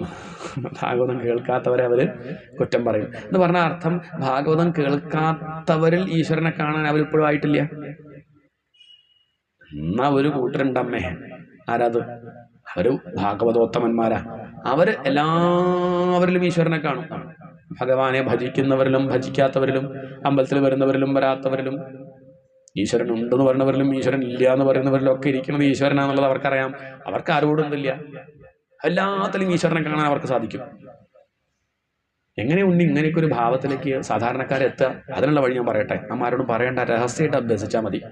മനസായതാനി ഭൂതാനി പ്രണമേത് ബഹുമാനയൻ ഈശ്വരോ ജീവകലയാ പ്രവിഷ്ടോ ഭഗവാനിതി. ഒന്നിനോട് വിരോധം തോന്നുന്നുണ്ടെങ്കിൽ ഉടനെ അതിലുള്ളത് ഈശ്വരനാണെന്ന് കണ്ട് കണക്കാക്കുക. കേട്ടോ, ഒന്ന് കണ്ണടച്ച് നമസ്കാരം. ആരെ കാണുമ്പോൾ? ശത്രുവിനെ കാണുമ്പോഴേ ശത്രുനാരായണ നമസ്കാരം. അത്ര അതിലുള്ളത് ഈശ്വരനാണ് എന്ന് അയാളോട് പറയണ്ട. നമ്മളുള്ളിൽ മനസ്സുകൊണ്ട് അപ്പൊ അയാളോടുള്ള വെറുപ്പ് നമുക്ക് ഇല്ലാണ്ടാവും. അപ്പൊ നമുക്ക് നല്ല സമാധാനം ഉണ്ടാവും. ഇത് പുറമേ ആരോടും പറയണ്ട, രഹസ്യമാണ്. എന്താണ് രഹസ്യം? വലിയൊരു മാർഗമാണ്, ചെറിയ കാര്യമൊന്നുമില്ല. ഒന്ന് ശീലിച്ചു നോക്കും. നമ്മളിതൊക്കെ കേട്ട് പോകണോണ്ടാണ്. ഇങ്ങനെ ഒന്ന് ശീലിച്ചു നോക്കും. നമ്മളൊക്കെ എന്നോ നന്നായി പോയരെ. ഈ പറഞ്ഞത് ലേശം എന്തെങ്കിലുമൊക്കെ ഒന്ന് കേട്ടിട്ട് നമ്മൾ പ്രാവർത്തികമാക്കിയാൽ നമുക്ക് പിന്നെ എന്തില്ല, രാഗമില്ല, ദ്വേഷമില്ല, ഭേദഭാവന ഇല്ല, എല്ലാത്തിലും ഈശ്വരനെ കാണാൻ സാധിക്കും. മനസാ ഏതാനി ഭൂതാനി പ്രണമേത് ബഹുമാനയൻ ഈശ്വരോ ജീവകലയ. ഈശ്വരൻ തന്നെയാണ് ജീവകല. ജീവൻ രൂപത്തിലെ ഇരിക്കുന്നത് ഈശ്വരൻ തന്നെയാണെന്ന് മനസ്സിലാക്കിയിട്ട് എല്ലാത്തിനും മനസ്സുകൊണ്ട് നമസ്കരിക്കുക. അത് മതി. മനസ്സുകൊണ്ട് നമസ്കരിച്ചാൽ മതി. ശരീരം കൊണ്ട് നമസ്കരിക്കണം എന്ന് നിർബന്ധമില്ല, മനസ്സുകൊണ്ട് നമസ്കരിക്കുക. അതാണ് നല്ലൊരു വഴി. ഇനിയിപ്പോൾ ഈ ഒരു ഭക്തിമാർഗം എല്ലാവർക്കും പറ്റിക്കോണമെന്നില്ല. അങ്ങനെയാണെങ്കിൽ അമ്മ ജ്ഞാനമാർഗമുണ്ട്, സാഖ്യം എന്ന് പറയും. ഇടക്കാലത്ത് മങ്ങിപ്പോയതാ. അതൊന്നും നേരെയാക്കാനാണ് ഇപ്പോൾ ആര് വന്നത്? ഈ ഭഗവാൻ കപിലൻ എന്നുള്ള പേരിൽ അവതരിച്ചത് സാഖ്യ ദർശനത്തെ ഒന്നും കൂടി പ്രചരിപ്പിക്കാനാണ്. സാഖ്യം എന്ന് പറഞ്ഞാൽ സംഖ്യയായിട്ട് ബന്ധപ്പെട്ടത് കൊണ്ട് സാഖ്യം. അത് മാത്രമല്ല, വേണ്ടതുപോലെ മനസ്സിലാക്കിയാൽ ദുഃഖം തീരും എന്നുള്ളത് കൊണ്ടും സാഖ്യം. പ്രകൃതി, പുരുഷൻ, ഇങ്ങനെ രണ്ട് തരത്തിൽ തിരിക്കുകയാണ്. ഒരു സാധകനെ സംബന്ധിച്ച് ആദ്യം തന്നെ ഈ സത്യത്തെ ഉൾക്കൊള്ളണമെങ്കിൽ ആദ്യം രണ്ടായി തിരിക്കും. ഒന്നേ ഉള്ളൂ വാസ്തവത്തിൽ, പക്ഷെ ഒന്ന് പറയുമ്പോൾ നമുക്കത് ബോധ്യാവില്ല. അപ്പോൾ രണ്ടും തിരിക്കും. നമ്മളെ കഥ തന്നെ നോക്കിയാൽ നമുക്ക് ഇടയ്ക്ക് രണ്ടായിട്ട് തോന്നാറുണ്ട്. നമ്മളെ തന്നെ തോന്നാറില്ല രണ്ടായിട്ട്? ഇല്ലേ? അപ്പോൾ നിങ്ങളൊക്കെ രണ്ടായിട്ട് തോന്നും. എപ്പം? അതെപ്പോഴാണ് ചോദിച്ചപ്പോൾ ഒരാൾ ഉണ്ട്, അയാൾ മരിച്ചാൽ നമുക്ക് രണ്ടായിട്ട് തോന്നുന്നില്ലേ? ശരീരം അവിടെ ഉണ്ടല്ലോ. അപ്പം എന്താ മരിച്ചത്? ആരാ പോയത്? രണ്ടായി തോന്നില്ലേ? ജീവനൊന്ന് വേറെ, ശരീരം ഒന്ന് വേറെ, ഇല്ലേ? അതിരിക്കുമ്പോൾ തോന്നില്ല, മരിച്ചാലാണ് നമുക്ക് തോന്നുന്നത്. അതൊന്നും ഉണ്ടായത് കേട്ടോ. ആ ഒരു ചൈതന്യം നഷ്ടപ്പെട്ടു, ഇല്ലേ? ഉണ്ടോ ഇല്ലേ? അതാ ചോദ്യം. ഇപ്പൊ ചൈതന്യം, ജഡം, അങ്ങനെ രണ്ട് നമുക്ക് ആദ്യം ഉണ്ട്. കുറച്ച് കഴിഞ്ഞാൽ ഒക്കെ അല്ലേ കേട്ടോ, ഒക്കെ തന്നെ. ചൈതന്യം ജഡം നമ്മൾ വ്യത്യാസമൊന്നുമില്ല, ഒക്കെ ഏകമേവ. പക്ഷെ ആദ്യം നമുക്ക് എന്തുണ്ട്? ജഡം വേറെ, ചൈതന്യം വേറെ, ഇങ്ങനെ ഒരു ഭാവമുണ്ട്. ഈ ജഡത്തിനെ നമുക്ക് പ്രകൃതി എന്ന് വിളിക്കാം, ചൈതന്യത്തെ നമുക്ക് തൽക്കാലം എന്ത് വിളിക്കാം? പുരുഷൻ എന്ന് വിളിക്കാം. അങ്ങനെയാണ് സാഖ്യത്തിലെ രീതി. ജഡത്തെ പ്രകൃതി എന്ന് വിളിക്കും, ചൈതന്യത്തെ പുരുഷൻ എന്ന് വിളിക്കും. ഈ കാണുന്നൊക്കെ ജഡാണ്. നമുക്ക് ചൈതന്യം അങ്ങനെ കാണാനൊന്നും പറ്റില്ല. കറണ്ട് നമുക്ക് കാണാൻ പറ്റില്ലല്ലോ, ഫാന് കാണാൻ പറ്റുമല്ലോ, മൈക്ക് കാണാൻ പറ്റുന്നുണ്ട്. കറണ്ട് ഉള്ളതുകൊണ്ടാണ് ഈ ശബ്ദം ഉണ്ടാവുന്നതും ഫാന് കറങ്ങണതൊക്കെ. പക്ഷെ അത് കാണാൻ പറ്റില്ല. ഇതുപോലെ ചൈതന്യം നമുക്ക് കാണാൻ പറ്റില്ല, പക്ഷെ പ്രകൃതി ചലിക്കുന്നത് കണ്ട് നമുക്ക് ഊഹിക്കാം. കണ്ണ്, മൂക്ക്, നാക്ക്, ചെവി, ത്വക്ക്, ഇന്ദ്രിയങ്ങൾ 5 പിന്നെ 5 തന്മാത്രകൾ: ശബ്ദം, സ്പർശം, രൂപം, രസം, ഗന്ധം. 10 ഇല്ലേ? പിന്നെ പഞ്ചഭൂതങ്ങൾ: പൃഥ്വി, അപ്പ്, തേജസ്, വായു, ആകാശം. ഇപ്പം 5 ഭൂതങ്ങളായി. പിന്നെ 5 തന്മാത്രകൾ, 5 ജ്ഞാനേന്ദ്രിയങ്ങൾ, 5 കർമ്മേന്ദ്രിയങ്ങൾ. കണ്ണ്, മൂക്ക്, നാക്ക്, ചെവി, ത്വക്ക്, ഇത് ജ്ഞാനേന്ദ്രിയങ്ങൾ. വാക്ക്, പാണി, പാദം, വായു, ഉപസ്ഥ, അത്. അപ്പം 10 10 പഞ്ചഭൂതങ്ങളും 5 തന്മാത്രകളും. തന്മാത്രകളാണ് ശബ്ദം, സ്പർശം, രൂപം, രസം, ഗന്ധം. ഇപ്പൊ 20 ഈ 20 പോരാ. മനസ്സ്, ബുദ്ധി, അഹങ്കാരം, ചിത്തം. ഇപ്പൊ 24 ഈ 24 ജഡ. ഇതിന് പ്രവർത്തിക്കാൻ സാധിക്കണമെങ്കിൽ ആര് വരണം? യോ അന്തഃപ്രവിശ്യ മമ വാചമിമാം പ്രസുപ്താം. ആ ഒരു ശക്തി ഉള്ളിലേക്ക് പ്രവേശിച്ച് ഈ ഉറങ്ങിക്കിടക്കണ വാക്കിനെ പ്രവർത്തിപ്പിക്കണം. കണ്ണിന് കാണാൻ സാധിക്കണമെങ്കിൽ ആ ശക്തി ഉള്ളിൽ വേണം, ഇല്ലെങ്കിൽ കണ്ണ് കാണില്ല. കണ്ണ് വെറും ഒരു ഗോളകയായിട്ട് നിൽക്കുകയുള്ളൂ. വർക്ക് ചെയ്യണമെങ്കിൽ ആര് വേണം? പ്രാണനായിട്ട് ഈശ്വരൻ ഇരിക്കുന്നുണ്ട്. അതുകൊണ്ടാണ്.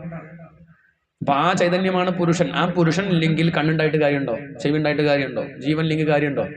കണ്ണും മൂക്കും നാക്കും ചെവിയൊക്കെ ഉണ്ട്, പക്ഷെ ജീവനില്ല. എന്താ കാര്യം? ജീവൻ ഉണ്ടെങ്കിലല്ലേ കാര്യമുള്ളൂ. അപ്പൊ മുഖ്യമേതാ? ജീവനല്ലേ. പക്ഷെ എന്താ കുഴപ്പം ചോദിച്ചാൽ, നമ്മൾ ജീവിച്ചിരിക്കുമ്പം ഈ ചൈതന്യത്തെ ശ്രദ്ധിക്കുകയില്ല. മരിച്ചു കഴിഞ്ഞാലാണ് അയ്യോ,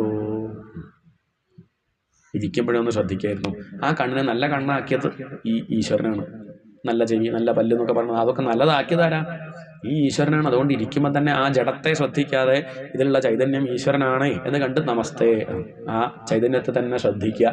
അങ്ങനെയാണെങ്കിൽ ശാന്തി അനുഭവിക്കാൻ പറ്റും. അതാണ് ഒരു വഴി. അത് ബുദ്ധി ആണ്, ജ്ഞാനം, അതാണ് വിഷയം. മറ്റത് മനസ്സ്, അതാണ് ഭക്തി. ബുദ്ധിയാണ് കൂടുതലുള്ളതെങ്കിൽ ഈ മാർഗത്തെ സ്വീകരിച്ചോളൂ. അല്ല, വികാരമാണ് കൂടുതലെങ്കിൽ ഭക്തി മാർഗം സ്വീകരിച്ചോളൂ. വിചാരമാണ് കൂടുതലെങ്കിൽ ജ്ഞാനമാർഗത്തെ സ്വീകരിക്കാം. ശരി, 2 മാർഗങ്ങൾ ഇപ്പം പറഞ്ഞു. ഭക്തിയും പറഞ്ഞു, ജ്ഞാനവും പറഞ്ഞു. അപ്പൊ അമ്മ ചോദിക്കുകയാണ്, ഇത് 2 സാധിക്കുന്നില്ലെങ്കിലോ? കർമ്മത്തിലാണ് ശ്രദ്ധ. ഈ വക വിഷയങ്ങളൊക്കെ കേൾക്കുമ്പോൾ അങ്ങോട്ട് മനസ്സിലാവായ ചിലപ്പോൾ അങ്ങനെ ഉണ്ടാവും. തുടക്കത്തിലൊക്കെ വലിയ ബുദ്ധിമുട്ടാണ്, അങ്ങനെ മനസ്സിലാവുന്നില്ല. എന്ത് ചെയ്യും? അങ്ങനെയുള്ളവർ എന്ത് ചെയ്യണം എന്ന് ചോദിച്ചാൽ, അവര് ധർമ്മം വൃത്തിയിൽ അനുഷ്ഠിക്കുക. സ്വധർമാചരണം ശക്തിയ. ഇപ്പം ചെയ്യണ പണി എന്താ വെച്ചാൽ അത് വൃത്തിയിൽ ചെയ്യുക. അതാണ് കർമ്മയോഗം. എന്താണ് കർമ്മയോഗം? പണിയൊന്നും മാറ്റാൻ പോണ്ട. ഇപ്പോഴുള്ള പണി തന്നെ അതിന്റെ ഭാവനയൊന്ന് മാറ്റിയാൽ മതി. എന്ത് മാറ്റിയാൽ മതി? ഇപ്പം നമ്മൾ ചെയ്യണത് ഇപ്പം എങ്ങനെയാ ചോദിച്ചാൽ, മറ്റുള്ളവർ കാണാനും നാട്ടുകാർ കാണാനും പബ്ലിസിറ്റിക്കും വേണ്ടിയിട്ടാണെങ്കിൽ ഒന്ന് മാറ്റുക. അതെന്താക്കുക? അത് ഞാനിപ്പം ഇനി കർമ്മം ചെയ്യണത് ഈശ്വരൻ ശ്രദ്ധിക്കാനാണ്. അത്രയേ ഉള്ളൂ. ഭഗവാൻ കാണണമെന്ന് എനിക്കുള്ളൂ. ഇത്രയും കാലം അത് ചിന്തിച്ചിട്ടില്ല. ഇപ്പം എന്തേ ഉള്ളൂ? ആര് കണ്ടാലും ഇല്ലെങ്കിലും അത് ഭഗവാൻ കാണട്ടെ, അത് മാത്രമേ ഉള്ളൂ. അങ്ങനെയൊന്നും ആക്കിയാൽ മതി. സ്വധർമാചരണം ശക്തിയാ വിധർമാച നിവർത്തനം. അങ്ങനെ ചെയ്യണ കർമ്മം അത് ഈശ്വരാർപ്പണമാക്കി മാറ്റുക. അല്ലെങ്കിൽ ഒട്ടും കർമ്മം ചെയ്താൽ പിന്നെ അത് ചെയ്യാണ്ടിരിക്കാൻ പറ്റാത്തൊരവസ്ഥയിലേക്ക് എത്തും. ആദ്യമൊന്നും താല്പര്യമായിട്ട് ചെയ്യല്ല, പക്ഷെ കുറച്ച് കഴിഞ്ഞാൽ അതായിട്ടൊന്ന് ബന്ധമായി കഴിഞ്ഞാൽ പിന്നെ കുറച്ച് കഴിഞ്ഞാൽ ഒഴിവാക്കാൻ പറ്റില്ല. പലർക്കും അങ്ങനെ ഉണ്ട്.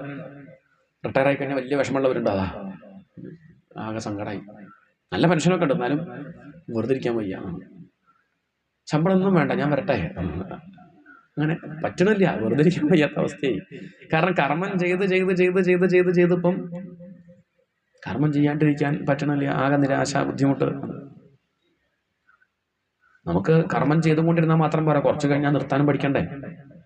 വേണ്ടേ? പ്രവൃത്തിയും വേണം, നിവൃത്തിയും വേണം. പ്രവൃത്തി മാർഗം, നിവൃത്തി മാർഗം, 2 മാർഗങ്ങൾ, 2ഉം വേണം. ഒരു സമയം കഴിഞ്ഞാൽ ഒക്കെ ഒഴിവാക്കാനും പഠിക്കണം. കാരണം ഒരു സമയം കഴിഞ്ഞാൽ ഒക്കെ ഒഴിവാക്കി പോകേണ്ടവരാ നമ്മൾ. അതിന് മുമ്പ് തന്നെ എന്ത് ചെയ്യണം? ഒന്ന് തയ്യാറായിട്ട് നിൽക്കണ്ടേ? വണ്ടി ഓടിയാൽ മാത്രം പോരാ. വണ്ടി നല്ല വണ്ടിയാണോ നോക്കണം വെച്ചാൽ ഓടുണ്ടോന്ന് മാത്രം നോക്കിയിട്ട് കാര്യമില്ല. എന്ത് നോക്കണം? ബ്രേക്ക് ഉണ്ടോ നോക്കണ്ടേ? നിർത്താൻ പഠിക്കണ്ടേ? അല്ലെങ്കിൽ അങ്ങനെ പോയാലോ? അതുകൊണ്ട് നിർത്താനും പഠിക്കണം. അത് വളരെ പ്രധാനമാണ്. കർമ്മം ചെയ്യാൻ മാത്രമല്ല, കൃത്യമാകുമ്പോൾ അങ്ങോട്ട് നിർത്തിയിട്ട് അങ്ങോട്ട് അത് വേണ്ടേ? രാജാവിന്റെ വേഷം കെട്ടി ദരിദ്രൻ നാടകത്തിൽ അഭിനയിക്കുക. കഴിഞ്ഞപ്പോഴോ നിർത്താൻ വയ്യ, നല്ല വേഷത്ത് കൊണ്ടങ്ങോട്ട് വീട്ടിൽ പോയാലോ വിചാരിച്ചാൽ ആരെ വീടെന്നൊക്കെ വീട്ടിൽ പോയിട്ട് അവിടെ വലിയ വിലയൊന്നും ഉണ്ടാവില്ല, നാടകത്തിൽ തിരക്കിടില്ല. അത് ആ സമയമാകുമ്പോൾ നിർത്താൻ പഠിക്കണ്ടേ? പിരിയേണമരങ്ങിൽ നിന്നുടൻ ശരിയായി കളി തീർന്ന നട്ടുവൻ. ആ പണി കഴിഞ്ഞാൽ വിട്ടു, അത് പൂർണ്ണമായിട്ട് വിടാൻ പഠിക്കണ്ടേ? അത് പറ്റണില്ല പലർക്കും. അതാണ് കർമ്മം കഴിഞ്ഞിട്ട് നമുക്ക് അങ്ങനെ വിടാൻ പറ്റുന്നില്ല, ഒട്ടിപ്പോവാണ്. കർമ്മത്തിന് അങ്ങനെ ഒരു കുഴപ്പമുണ്ട്. ചക്ക പോലെയാ, വിളഞ്ഞില്ലേ ചക്കയില്. ചക്ക മുറിക്കുമ്പം എന്തുണ്ട്, ഒട്ടാൻ സാധ്യത ഉണ്ട്. എന്നാൽ സാമർഥ്യക്കാര് ഇത് അറിയാലോ, അമ്മമാർക്കൊക്കെ നിശ്ചയം ഉണ്ടാവും ചക്കയിൽ എന്തുണ്ട്. കുട്ടികൾക്കല്ലേ അറിയാത്തത്, അമ്മയ്ക്ക് പിന്നെ ഇത് അറിയാം ചക്കയ്ക്ക് അങ്ങനെ ഒരു കുഴപ്പമുണ്ടെന്ന്. വിവരമില്ലാത്തവർ ചക്ക മുറിച്ചാൽ ബുദ്ധിമുട്ടാവും. കാരണം ചക്ക മുറിച്ചാൽ ചക്കയുടെ വിളഞ്ഞ് കയ്യിലാവും, കയ്യിലായി കഴിഞ്ഞാൽ അത് പിന്നെ കഴിക്കുമ്പോൾ ബുദ്ധിമുട്ടായി. അവസാനം ചക്കയെ കുറ്റം പറയും, പൊട്ട ചക്ക എന്നും പറയും. ചക്കയ്ക്ക് ഒരു കുഴപ്പമില്ല, അത് ചക്കയുടെ സ്വഭാവമാണ്. അത് മനസ്സിലാക്കിയിട്ട് വീട്ടമ്മ എന്ത് ചെയ്യും, അമ്മ പോകുമ്പം അമ്മ കത്തിയെടുത്ത് പോകുമ്പോൾ തന്നെ ഒരു കുപ്പി വെളിച്ചെണ്ണയായിട്ടാണ് പോവുക. എന്നിട്ട് ആദ്യം ആ കത്തിയുടെ മുകളിൽ നല്ലോണം തേക്കും. ഇത് കഴിഞ്ഞാൽ വൃത്തിയാക്കേണ്ടത് നമ്മളല്ലേ. അപ്പം ആ ചിന്ത ആർക്കുണ്ട്? അത് അമ്മയ്ക്കുണ്ട്. അമ്മ അത് ആദ്യം തേക്കും, അത് കഴിഞ്ഞ് എന്ത് ചെയ്യും, കയ്യിൽ നല്ലോണം തേക്കും. ചില അമ്മമാർ ചുണ്ടുമ്പലും തേക്കും. ഇനി കഴിക്കുമ്പോൾ സുഖമായിട്ട് അങ്ങനെ ചക്ക ചുള പറിച്ച് അങ്ങനെ ആസ്വദിച്ച് കഴിക്കുകയാണ്, ഒരു പരാതിയില്ല. ചോദിച്ചു എങ്ങനെയുണ്ട് ചക്ക? അസല് ചക്ക. ഒരേ ചക്ക തന്നെയാണ് കിട്ടും, മറ്റാൾക്ക് കിട്ടിയ ചക്ക തന്നെയാ. അയാൾ പൊട്ട ചക്ക എന്നാ പറഞ്ഞത്.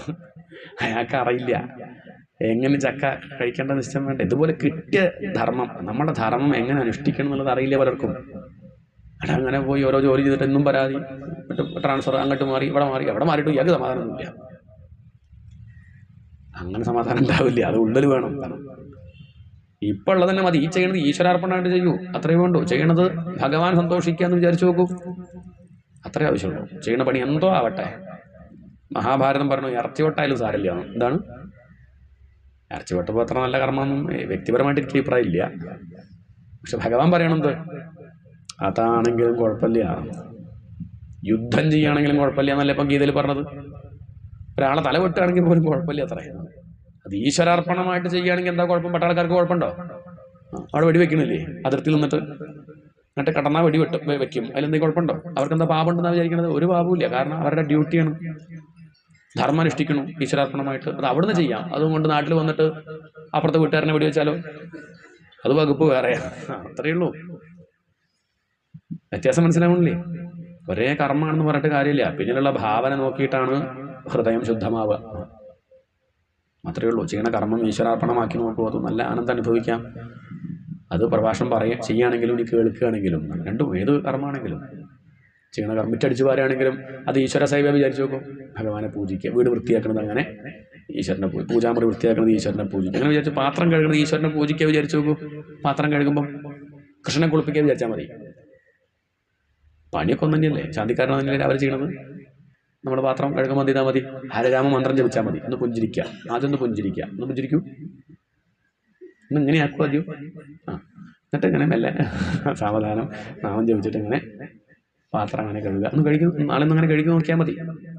ഹരരാമ ജപിച്ചുകൊണ്ട് അങ്ങനെ കഴുകി നോക്കിയാൽ നമുക്ക് എന്ത് നല്ല ജോലി അത്. ഇതാണ് ഇന്നലെ വരെ ഞാനിങ്ങനെ പഴി പറഞ്ഞുകൊണ്ട് നശിച്ച വീട്ടിൽ പാത്രം കഴുകി ജീവിക്കാനല്ലേ ആ മന്ത്രം ജപിച്ചോണ്ടായി കുഴപ്പം. ഇതൊന്നും മാറ്റി ഈ മന്ത്രം ആയാൽ എന്ത് നല്ല സുഖാണത്. അത്രയേ ഉള്ളൂ. അത് പാത്രം കഴിയുന്ന കാര്യം മാത്രമല്ല, എന്ത് കർമ്മമാണെങ്കിലും, ഉദാഹരണം പറഞ്ഞേ ഉള്ളൂ. ഏത് കർമ്മമാണെങ്കിലും ഇനി അധ്യാപകനാണ് പഠിപ്പിക്കുന്നത്, അങ്ങനെ കണക്കാക്കിയാൽ മതി.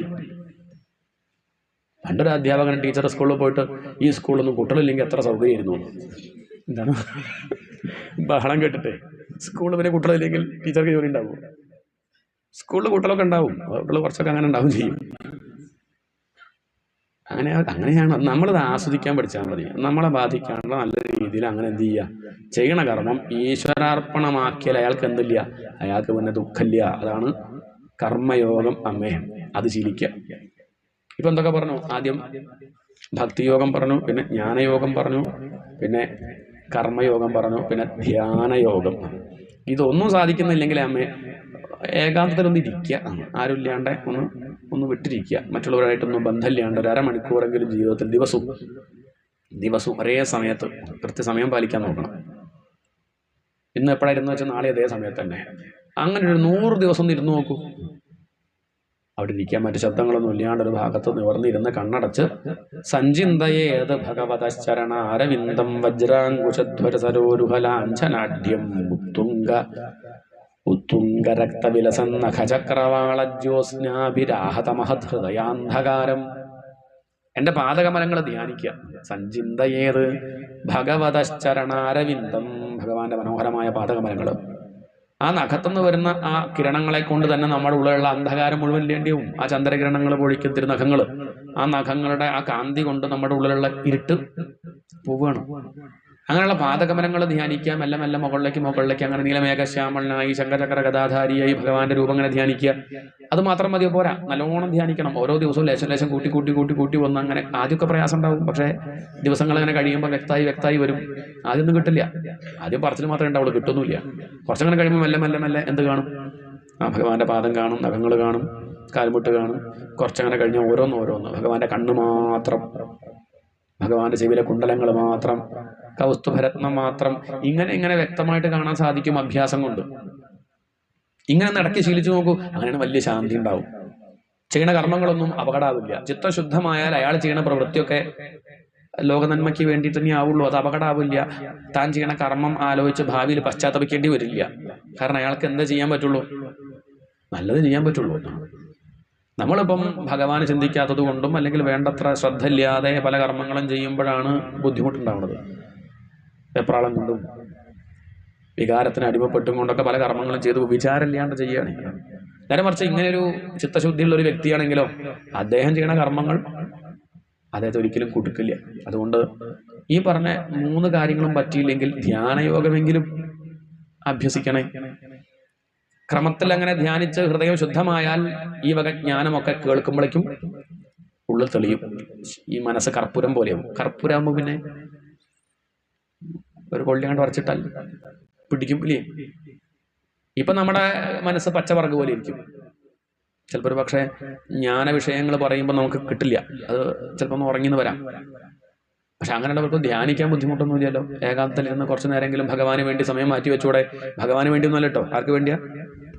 നമ്മുടെ ജീവിതത്തിൽ സമാധാനം വേണമെങ്കിൽ അങ്ങനെ ഒന്ന് ശീലിച്ചു നോക്കൂ. പറ്റെങ്കിൽ ഒപ്പമുള്ളവരോടൊപ്പം ഒന്ന് പറഞ്ഞു നോക്കുക. ഇനി അവരൊന്നും കേട്ടില്ലെങ്കിൽ വേണ്ട, അവനവൻ കേൾക്കുക. ഞാൻ എന്തായാലും സമാധാനമായിട്ടിരിക്കാൻ വിചാരിക്കുന്നുണ്ട്. അങ്ങനെ ഒന്ന് ശീലിക്കുക, അരമണിക്കൂറെങ്കിലും ദിവസവും. അതാണ് ധ്യാനയോഗം. അതൊന്ന് പറഞ്ഞു കൊടുത്തു. ഇങ്ങനെയൊക്കെ ശീലിച്ചൊരു വ്യക്തിക്ക് ശരീരം ഉപേക്ഷിക്കുക എന്ന് പറഞ്ഞ ഒരു വിഷയമുള്ള കാര്യമല്ല. അവരൊക്കെ എളുപ്പത്തിൽ വാസോയഥാ പരികൃതം മതിരാമദാന്ധ, ഒരു കള്ളു കുടിച്ച് പൂസായിട്ടുള്ള വ്യക്തി അയാളുടെ ഉടുതുണി അഴിഞ്ഞു പോണത് അയാൾ എപ്രകാരം അറിയാണ്ടിരിക്കുന്നു, അതുപോലെ ഈ ശരീരം വീണ് പോണത് ആരറിയില്ല? അയാൾ അറിയില്ല.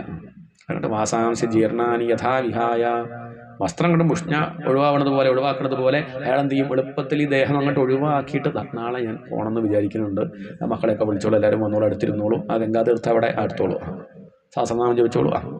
പോയേ മുത്തശ്ശൻ പോവുകയാണേ അപ്പോൾ പറഞ്ഞാൽ അങ്ങോട്ട് ആര് പോവും? അങ്ങനെയൊക്കെ പോയവരുണ്ട് നാട്ടിൽ. ഇപ്പോഴും അങ്ങനെയൊക്കെ പോയ ഈ അടുത്തൊരാൾ അങ്ങനെ പോയിട്ടുണ്ട്, നമുക്ക് പരിചയമുള്ള ഒരാൾ.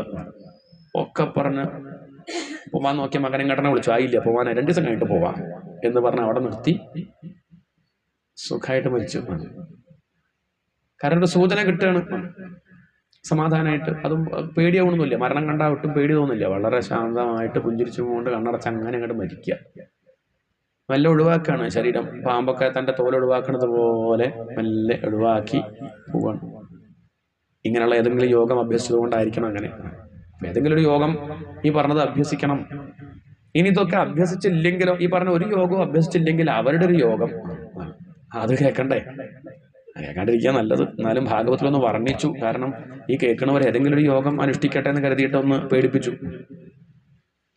കുടുംബഭരണാകൽപഹ, ആയ കാലത്തൊക്കെ കുടുംബം പ്രധാനം എന്ന് കരുതി, കാശ് മുഖ്യമെന്ന് കരുതി, മന്ദഭാഗ്യോ വൃഥോദ്യമ ശ്രിയാവിഹീനഃ കൃപണഃ ധ്യായൻ ശ്വസിതി മൂഢധീഃ.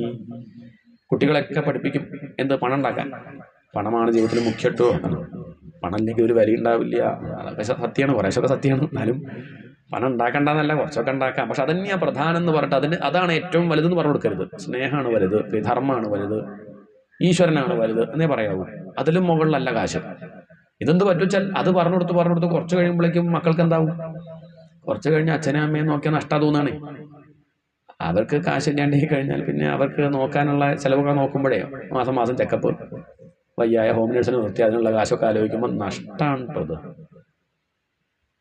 വൃദ്ധസദനത്തിൽ ഇപ്പം എത്രയാ ഓരോതിക്കൽ അന്വേഷിക്കും. അവിടെ ഇപ്പം എത്രയാ മാസം തരണ്ടു, അച്ഛനവിടെ കൊണ്ടാക്കുകയാണെങ്കിൽ എത്രയാ എന്ന് അന്വേഷിച്ചു തുടങ്ങും. ഏതുപോലെയാവും? കീനാശായിവ ഗോചരം. മുതുക്കൻ കാളയുടെ അവസ്ഥ. കാളയുടെ അവസ്ഥ എന്ന് പറയുന്നത് എന്താ വെച്ചാൽ, മനുഷ്യൻ എന്ന് പറയുമ്പോൾ നമുക്കൊരു പക്ഷേ എന്ത് പറ്റും, കണ്ണ് നിറയും ഇത് കേൾക്കുമ്പോൾ. അത്രയ്ക്കും ഇങ്ങോട്ട് പറയാൻ പോണതൊക്കെ വളരെ ഭീകരമായിട്ടാണ് പറയണത്. അപ്പൊ നമ്മളെങ്ങനെ കാണുമ്പോൾ വലിയ സങ്കടം തോന്നി. അത് തോന്നാണ്ടിരിക്കാൻ എന്ത് പറയാണ്, ഒരു മുതുക്കൻ കാളയുടെ അവസ്ഥയായിരിക്കും മനുഷ്യന്റെ അവസ്ഥ കുറച്ചങ്ങോട്ട് കഴിഞ്ഞാൽ. കാള പറയുമ്പോൾ മനസ്സിലാവില്ലേ? പശു എന്ന് പറയാം. കറവ പറ്റിയ പശുവിന്റെ അവസ്ഥ എന്തായിരിക്കും? കറവ പറ്റിയ പശുവിനെ പിന്നെ ആർക്കെങ്കിലും വേണോ? കാശില്ലാത്ത അച്ഛനെ, കാശില്ലാത്ത അമ്മയെ, വീട്ടിൽ പണിയെടുക്കാൻ പറ്റാത്ത അമ്മയെ ആർക്കാ വേണ്ടത്? കാരണം അവർക്ക് അങ്ങനെ പഠിച്ചിട്ടുള്ളൂ. അവർക്ക് യന്ത്രം പോലെയാണ് ഒക്കെ അങ്ങനെ പഠിപ്പിച്ചത്. അച്ഛനും അമ്മയും അങ്ങനെ പഠിപ്പിച്ചു കൊടുത്തു. അപ്പൊ അവർക്ക് തോന്നുകയാണ് എന്താ ഒരു മെച്ചമില്ല, കുട്ടിയെ നോക്കാൻ പറ്റണില്ല അമ്മയ്ക്ക്, പിന്നെ ഈ അമ്മയെ നമ്മൾ വെറുതെ അമ്മയ്ക്ക് വേണ്ടി നമ്മൾ സമയം മാറ്റി വെക്കണോ എന്ന് തോന്നുകയാണ്. കറവ് പറ്റിയ പശുവിനെ നമ്മൾ എന്ത് ചെയ്യും? ഒന്നെങ്കിൽ അറക്കാൻ കൊടുക്കും എന്ന് പറഞ്ഞ അർത്ഥം എന്താ? വൃദ്ധസദനത്തിലാക്കുന്നു. കൂട്ടിക്കൊള്ളി കൊല്ലാന്നും പറയണ്ട, അങ്ങനെ പോട്ടെ. വൃദ്ധസദനത്തിലാക്കുക. ചിലരാക്കില്ല. കാരണം എന്ത് ചോദിച്ചാൽ വേണ്ട, അത് വേണ്ട, എന്തായാലും ഇത്രയും കാലം പാല് തന്ന ജന്തുവല്ലേ, സമ്മതിക്കില്ല. ചില അങ്ങനെ ഉണ്ട്, കൊല്ലാൻ സമ്മതിക്കില്ല. പല തറവാട്ടിലും കൊല്ലാൻ സമ്മതിക്കില്ല. അത് അവിടെ ഇരുന്നോട്ടെ, അത് അവിടെ നിന്ന് അങ്ങോട്ട് മരിച്ചോട്ടെ, വേണ്ടതൊക്കെ ഇവിടെ നിന്ന് അങ്ങോട്ട് ചെയ്യാം എന്താ വെച്ചാൽ എന്ന് പറഞ്ഞാൽ അങ്ങനെ കൊല്ലാൻ സമ്മതിക്കില്ല. വിൽക്കില്ല പറഞ്ഞിട്ട് കാര്യമില്ല. പക്ഷെ എന്താ വെച്ചാൽ നേരാവണ്ണം കൊടുക്കൊന്നുമില്ല. കാരണം കറവിൽ പശു പാല് തരില്ലല്ലോ. അപ്പൊ അതുകൊണ്ട് എന്താ വെച്ചാൽ അതിനെ വല്ലാണ്ട് ഓമനിക്കൊന്നുമില്ല. മറ്റേ കറവുള്ള പശുവിൻ്റെ അടുത്ത് പോയിട്ട് ഇങ്ങനെ വലിയ ലോകിയൊക്കെ പറയുമ്പോൾ അതിനൊക്കെ ഒഴിഞ്ഞു കൊടുക്കുകയൊക്കെ ചെയ്യും. അതിന് നല്ലോണം പാലൊക്കെ കൊടുക്കില്ല, ഈ ഭക്ഷണമൊക്കെ കൊടുക്കും. അത് കഴിച്ചതിന്റെ ബാക്കി ആർക്ക് കൊടുക്കും? ആർക്ക്? മറ്റേ പശുവിന്, കറവ് പറ്റിയ പശുവിന് എന്ന് പറഞ്ഞാൽ അർത്ഥം മനസ്സിലാക്കിയോ? ഒരു ദിക്കിൽ രണ്ട് പാത്രം. സമ്പത്തുള്ള ആളെ നല്ലോണം അങ്ങനെ ശുശ്രൂഷിക്കും. കാശുണ്ടാക്കാൻ പറ്റാത്ത ആൾക്ക്, അയാൾക്ക് നായക്കൊക്കെ ഒരു പാത്ര. ഒന്നും പറയാനും പറ്റണില്ല. അവസ്ഥ ഒന്ന് ആലോചിച്ച് നോക്കും. അതാണ് ഇവിടെ പറഞ്ഞത്. കാശുണ്ടെങ്കിൽ വില ഉണ്ടാവും, ആരോഗ്യമില്ലെങ്കിൽ കഴിഞ്ഞില്ലേ കഥ. ആർക്ക് വേണം? കുറച്ചങ്ങോട്ട് കഴിഞ്ഞാൽ എന്ത് പറ്റും? പലതരത്തിലുള്ള രോഗങ്ങൾ വരും. ഭക്ഷണം നേരെ കഴിക്കാണ്ടിരുന്നുള്ള പ്രശ്നങ്ങൾ, പല രോഗങ്ങൾ വരും, ബുദ്ധിമുട്ട് വരും. പ്രായമായ എല്ലാവർക്കും ഉണ്ടാവും ഈ ഒരു അവസ്ഥ. കിടപ്പിലായ പിന്നെ പറയണോ? ഇരിക്കുമ്പോൾ തന്നെ എങ്ങനെ കിടപ്പിലായുള്ള കാര്യം എന്താ? കിടപ്പിലായ പിന്നെ മാറ്റിക്കെട്ടും. കുളമ്പ് രോഗം വന്നാൽ പകരണ രോഗമെന്നും പറഞ്ഞ എന്ത് ചെയ്യും? ആലയിൽ നിന്ന് മാറ്റും, പുറത്തേക്ക് കെട്ടും എന്ന് പറഞ്ഞാൽ വീട്ടിൽ നിന്ന് അങ്ങോട്ട് മാറ്റും, എവിടെയെങ്കിലും ഉണ്ടാക്കും. അല്ലെങ്കിൽ വീട്ടിൽ തന്നെ ഒരു മുറി, പുറത്തിറങ്ങരുത്, ഇവിടെ ഇരുന്നാൽ മതി എന്ന് പറഞ്ഞാൽ അവിടെ ഇരിക്കുക. സമയത്ത് കുളിക്കാൻ പറ്റണില്ല, മറ്റുള്ള കാര്യങ്ങളൊന്നും പറയണ്ടല്ലോ. ആരോഗ്യമുള്ളപ്പോൾ നമുക്ക് എന്താ വെച്ചാൽ ഇതിപ്പോൾ എന്ത് ചെയ്യാൻ പറ്റും? മാറ്റിയിട്ട് ദിവസങ്ങളായിട്ടുണ്ടാവും. അവിടെ ഇങ്ങനെ കിടക്കുക, ബോധമുണ്ട് താനും. അങ്ങനെയൊക്കെ വെച്ചാൽ ബോധം പോകണം. എന്താണ്? അവർ സമാധാനമായി. അതല്ല, അത് ബോധമുണ്ട് വെച്ചാൽ ഒന്ന് ആലോചിച്ച് നോക്കൂ അവസ്ഥ. ഇങ്ങനെ അവിടെ കിടക്കുകയാണ്. പലരും വന്ന് കുത്തുവാക്ക് പറയും, ഇതൊക്കെ കേൾക്കുന്നുണ്ട്, തിരിച്ച് പ്രതികരിക്കാൻ പറ്റാത്തൊരവസ്ഥ. ഇങ്ങനെ കിടക്കേണ്ട ഒരു ജീവന്റെ ഒരു ഗതി ആലോചിച്ച് നോക്കുക അമ്മേ. അപ്പൊ ഇങ്ങനെയൊക്കെ കേൾക്കുമ്പോഴേക്കും നമ്മൾ എന്ത് ചെയ്യും? എന്നാ വേണ്ടട്ടെ, ഏതെങ്കിലും ഒരു യോഗം നോക്കണം, ഏതെങ്കിലും കർമ്മയോഗോ ജ്ഞാനയോഗോ ഭക്തിയോഗോ എന്ന് തോന്നില്ലേ? തോന്നട്ടെ കരുതിയിട്ടാണ് ഇങ്ങനെ പറയണത്. മനുഷ്യന് പല ജന്തുക്കളുമായിട്ട് സാമ്യം ഉണ്ടല്ലോ, സ്വഭാവം അങ്ങനെ ഓരോരോ ഭാവല്ലേ. ആദ്യത്തെ കുറച്ചു കാലമൊക്കെ, കുട്ടിക്കാലത്തൊക്കെ ഒന്നും ഇതറിയില്ല. ഒരു പ്രായം കഴിയുമ്പോൾ ഈ വക കാര്യങ്ങളൊക്കെ ചിന്തിക്കുള്ളൂ. കുട്ടിക്കാലത്ത് പറയും നമ്മൾ ആര് പ്രായമാവും ചിന്തിക്കുമോ? അല്ല, പ്രായമുള്ളവർ ചിന്തിക്കുന്നുണ്ടാവും. നമുക്കപ്പം ഇന്ത്യ എത്ര കിടക്കല്ലെന്നല്ല വിചാരിക്കുക. ആദ്യമൊക്കെ അങ്ങനെ ആടിനെ പോലെയാണ്, ആമയെ പോലെയാവും ആദ്യം. അങ്ങനെ കമത്തി കിടത്തിയാൽ അങ്ങനെ കമന്ന് കിടക്കും, മലത്തി കിടത്തിയാൽ അങ്ങനെ കിടക്കും. പിന്നെ ആടായി, കൊമ്പ് കോർക്കും, വികൃതി. പിന്നെ കുതിരയായി. 10-22 വയസ്സായ പിന്നെ അങ്ങനെ ഭാഗവതം കേൾക്കാൻ ഞാൻ വരിക, അമ്മ ഇങ്ങോട്ട് പോയാൽ മതി വേണമെങ്കിൽ എന്നെ വിളിക്കുക, നിങ്ങൾക്ക് ബുദ്ധിയില്ല കരുതിയിട്ട് എന്ന് പറഞ്ഞ് ഇവർക്കൊന്നും കേൾക്കില്ല. അവരവരതായിട്ട് ചില ആശയങ്ങളൊക്കെ ഉണ്ടാവും. അതാണ് ശരി എന്നും പറഞ്ഞ് അതിൻ്റെ പിന്നാലെ എങ്ങനെ നടക്കും. ലോകം നേരെയാക്കണം, അവർ ചെയ്യുന്നതൊക്കെ ശരി, എല്ലാ ദുശീലും ഉണ്ടാവും, ഇതൊക്കെ ശരിയാന്നും പറഞ്ഞ് നടക്കും. ഇത് പാടില്ല, എന്നാലേ ആണാവുള്ളൂ എന്നൊക്കെ പറഞ്ഞാൽ അങ്ങനെ ഓരോ വഴിക്ക് തോന്നിയ പോലെ നടന്ന് അവസാനം കല്യാണം കഴിക്കും. കല്യാണം കഴിഞ്ഞാൽ പിന്നെ കഴുതേ കുറച്ചൊന്നും ഒതുങ്ങും, ഒന്ന് പഠിക്കും. കഴുത പിന്നെ ഭാരം ചുമക്കുക ചെയ്യുക. അതങ്ങനെ അങ്ങനെ അങ്ങനെ അങ്ങനെ ഭാരം ചുമക്കുക. അങ്ങനെ കുട്ടിയായി, 2 കുട്ടിയാകുമ്പോൾ 2 നോക്കത്ത് വെച്ച് അങ്ങനെ നടക്കും. പിന്നെ അതിന് കുറച്ച് വയ്യായൊക്കെ വന്നാൽ അങ്ങനെ അതിൻ്റെതായിട്ടുള്ള കാര്യങ്ങൾ ഒന്നൊന്ന് ലോക്കായി. പിന്നെ പേരൻസ് മീറ്റിങ്ങിന് പോവുക, അവിടുന്ന് ചീത്ത കേൾക്കുക. അപ്പോഴൊക്കെ ഞാൻ ആലോചിക്കും, എൻ്റെ അച്ഛനും അമ്മയൊക്കെ കുറച്ച് കഷ്ടപ്പെട്ടുണ്ടാവൂലേ എന്നെ വളർത്താൻ. അങ്ങനെയൊക്കെ അല്ലേ ഉണ്ടാവും, കഷ്ടപ്പെട്ടുണ്ടാവും. അപ്പം ലേശമൊക്കെ ആലോചിക്കും. അത് കഴിഞ്ഞ് പിന്നെ പേരക്കുട്ടി ആയാൽ പിന്നെ ആരായി? കഴുത മാറി നായായി. നായയുടെ പണി എന്താ? വീട് കാവൽ നിൽക്കുക, പേരക്കുട്ടിയെ നോക്കി അങ്ങനെ അവിടെ വീട്ടിൽ നിൽക്കുക. അപ്പം മകനെവിടെ പോയി? മരുമകളും മകനും എവിടെ പോയി? സിനിമ കാണാൻ പോയി. അത് നിങ്ങൾ പോയില്ല?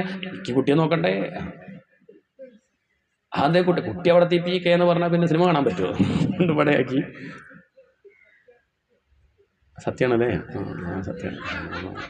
അല്ല, എല്ലാവരുടെ കഥയും ഇങ്ങനെ തന്നെയാണ്. അപ്പോൾ അവർ പല ന്യായങ്ങളും പറയും. മുത്തശ്ശിക്ക് കുട്ടിയാണ് ഇഷ്ടം, കുട്ടിക്ക് മുത്തശ്ശി മതി. മുത്തശ്ശി അത് കേൾക്കുമ്പോഴേക്കും ഒക്കെ മനസ്സിലായിക്കോളൂ. അപ്പം കാര്യം നമ്മൾ തെളിച്ച് പറയാം. അതിപ്പം ചെറുപ്പക്കാരൊന്നും അധികം ഇല്ല വെച്ചിട്ട് ധൈര്യത്തിൽ പറയാണ്. ഞാൻ വീട്ടിൽ പോയിട്ട് ഒന്നും പറയാൻ നിൽക്കണ്ട, അത്രയൊക്കെ ഉള്ളൂ. കുറച്ചങ്ങോട്ട് കഴിഞ്ഞാൽ വിളിക്കുന്നത് കാണാം. അമ്മമാരെയൊക്കെ മക്കൾ വിളിക്കും, ബാംഗ്ലൂരുള്ള കുട്ടി. അമ്മയ്ക്ക് ബാംഗ്ലൂർ കാണണ്ടേ, അമേരിക്ക കാണണ്ടേ എന്നൊക്കെ പറയുമ്പോൾ മനസ്സിലായിക്കോളൂ എന്ത്. അതന്നെ കഥ. അവിടെ ഗർഭിണിയായിട്ടുണ്ട്, ശുശ്രൂഷിക്കാൻ ആളെ വേണം. ഒരു മുത്തശ്ശി വീട്ടിലുണ്ടെങ്കിൽ 2.5 ലക്ഷം റുപ്യ ലാഭം. ഒന്നാമത് എന്താ വെച്ചാൽ വീട്ടുപണിയൊക്കെ ചെയ്തോളും. വിശ്വസിച്ച് ഏൽപ്പിക്കുക താക്കോല്. കാരണം ആ പാത്രം കഴുകും, നിലം തുടയ്ക്കും, വൃത്തിയാക്കും, എന്തൊക്കെ പണി ചെയ്യുന്നുണ്ട്. പിന്നെ കുട്ടിയെ നോക്കിക്കോളും. കുട്ടിയെ നോക്കാൻ 25,000 റുപ്യ കൊടുക്കണ്ടേ? ഒരാളെ നിർത്തുക വെച്ചാൽ ഉണ്ട്. ഇതിപ്പം അടിച്ചുവാരി വൃത്തിയാക്കാൻ വീട്ടുപണിയൊക്കെ എടുക്കാൻ എത്ര റുപ്യ കൊടുക്കണം? എല്ലാം കൂടി കണക്കാക്കി നോക്കും. പിന്നെ ഒരു അൽസേഷൻ അല്ലെങ്കിൽ ഒരു ഡോബർമാൻ, അങ്ങനത്തെ ഒരു ജർമ്മൻ ഷെപ്പേർഡ്, ഒരു നായനെ വാങ്ങുക വെച്ചാൽ ചുരുങ്ങി എത്ര അതിന് നോക്കണം വെച്ചാൽ 15,000 റുപ്യ വേണം ഒരു മാസം എന്നാണ് കേൾക്കണത്. എൻ്റെ അടുത്തൊന്നുമില്ലേ? ഒന്നുമില്ല. നമ്മൾ തന്നെ ഇങ്ങനെയൊക്കെ നോക്കി നടത്തി പോകുന്നു, അത്രയേ ഉള്ളൂ. അങ്ങനെ നമുക്ക് പരിചയം ഉണ്ടല്ലോ. പല വീടുകളിൽ നമ്മൾ നിൽക്കുമ്പോൾ അവിടുത്തെ അവസ്ഥയൊക്കെ വെറുതെ അങ്ങനെ ചോദിക്കുക, എന്താ ഇപ്പോൾ ഇതിനെ തീറ്റിപ്പോറ്റാൻ എത്ര വരുന്നൊക്കെ ചോദിക്കുമ്പോൾ അവർ പറയുന്നതാണ്, ഒരു വീട്ടിൽ പോയി അവിടെ 4 നായാണ്. ആ 4 എത്ര നോക്കണം വെച്ചാൽ 1.5 ലക്ഷം റുപ്യ വേണം ഒരു മാസം. 4 നോക്കണമെങ്കിൽ. ജാതി നായാണ്, അങ്ങനെ ചെറുതൊന്നല്ല, കണ്ടാ പേടിയോ ജാതിയാണ്. സിംഹമൊന്നും അത്ര വരില്ല. അപ്പോൾ ഇങ്ങനെയൊക്കെ അവരെ ഭാഗ്യമാണോ ചോദിച്ചാൽ അത് ഇഷ്ടമല്ല. ആ കൂട്ടിൽ തന്നെയല്ലേ, എന്തായാലും ഇപ്പം അങ്ങനെ ഒരു അവസ്ഥ അല്ല. ചില അങ്ങനെ പറയാറുണ്ട് കേട്ടോ, എന്തായാലും ഏതെങ്കിലും വീട്ടിൽ ഒരു നായായിട്ട് ജനിച്ചാൽ മതിയായിരുന്നു. എന്നാൽ ചില മുത്തശ്ശിമാരൊക്കെ പ്രാർത്ഥിക്കാറുണ്ട്. കാരണം കഷായം കൊടുക്കണില്ല, കുഴമ്പും കൊടുക്കണില്ല, ഇതിന് നല്ലോണം നോക്കണമുണ്ട്, എന്നാൽ ഇതായാൽ മതിയായിരുന്നു, എന്നാൽ ഉണ്ണി ഇടയ്ക്കൊന്ന് വന്ന് തലോടുമല്ലോ. അല്ല, അങ്ങനെയും കേട്ടിട്ടുണ്ട് അർത്ഥം. നായാവെന്ന് പറഞ്ഞ അർത്ഥം അതാണ്, ആ ഒരവസ്ഥ. പിന്നെ അങ്ങനെ ഇടയ്ക്കൊന്ന് കുരയ്ക്കുക, അത്രയേ വേണ്ടൂ. ഇനി അടുത്തത് പറയട്ടെ, അതാണ് മൂങ്ങ പറഞ്ഞ നത്ത്, കൂമൻ. മനസ്സിലായോ? അതെന്താ വെച്ചാൽ കുറച്ചങ്ങോട്ട് കഴിയുമ്പം തിരിച്ചറിവുണ്ടാവും. ഒരു 75 വയസ്സ് കഴിഞ്ഞാൽ തിരിച്ചറിവ് വരും. ചിലർക്ക് കിട്ടും, എല്ലാവരുടെ കാര്യമില്ല പറഞ്ഞു. ചിലർക്ക് സംഗതി മനസ്സിലായി, ഇത്രയേ ഉള്ളൂ, ഒരു വിലയില്ല, എല്ലാവർക്കും എന്ത് മതി, ആരോഗ്യമുള്ളപ്പോൾ എല്ലാവർക്കും വേണം. കയ്യിൽ കാശുണ്ടാകുമ്പോൾ തന്നെ കൊണ്ട് എന്തെങ്കിലും നേട്ടം ഉണ്ടെങ്കിൽ എല്ലാവരും ഉണ്ടായിരുന്നു. ഇപ്പം തനിക്ക് എന്തില്ല, കയ്യിലൊന്നുമില്ല, ഇപ്പം ആർക്കും വേണ്ട. താൻ ജീവിച്ചിട്ടുണ്ടോ മരിച്ചൊന്നും പോലും ആരും അന്വേഷിക്കുന്നില്ല. ആ ഒരവസ്ഥ വരുമ്പോൾ പിന്നെ മിണ്ടാട്ടം നിൽക്കും, അധികം ഒന്നും സംസാരിക്കില്ല. ആരൊക്കെ വന്നാലും മൂങ്ങ കണ്ടുണ്ടോ, മൂങ്ങ മിണ്ടുവോ? മൂളല്ലേ ഉള്ളൂ. മുത്തശ്ശി ആരാ വന്നത് നോക്കൂ, ആര് വന്നാലും എന്താണ് നോക്കൂ, താരാ, ഒരു ഗ്ലാസ് ചായ എടുത്താലോ, അല്ലെങ്കിൽ വേണ്ടല്ലേ, വേറൊന്നുമില്ല, ഒന്നിലൊരു അഭിപ്രായമൊന്നുമില്ല. എന്താ അഭിപ്രായം, ആരുടെ അഭിപ്രായം പറയണ്ടോ, എന്തൊക്കെ താൻ അഭിപ്രായം പറഞ്ഞു വല്ലതും ചെയ്തുവോ? അവർക്ക് തോന്നിയല്ലേ ഇപ്പം ഉണ്ടാക്കുള്ളൂ. നമ്മൾ ചായ ഉണ്ടാക്കാന്ന് പറഞ്ഞാൽ ചായ ഉണ്ടാക്കി തരുമോ? കാപ്പി വേണമെന്ന് പറഞ്ഞാൽ കാപ്പി തരുമോ? അതൊന്നും സൗകര്യമുള്ളതല്ലേ ചെയ്യുള്ളൂ. പിന്നെ ഞാനിതെന്തിനാ പറയണു? അങ്ങനെ ഇങ്ങോട്ടാവുമ്പോൾ പിന്നെ ഇങ്ങനെ ഒരു ദിവസം എന്ത് ചെയ്യും, ഇങ്ങോട്ട് പോകും. പോയാൽ തീർന്നെന്ന് വിചാരിച്ചോ? അങ്ങനെയൊന്നും വിചാരിക്കണ്ടേ. അങ്ങനെ തീരണ ഏർപ്പാടില്ല.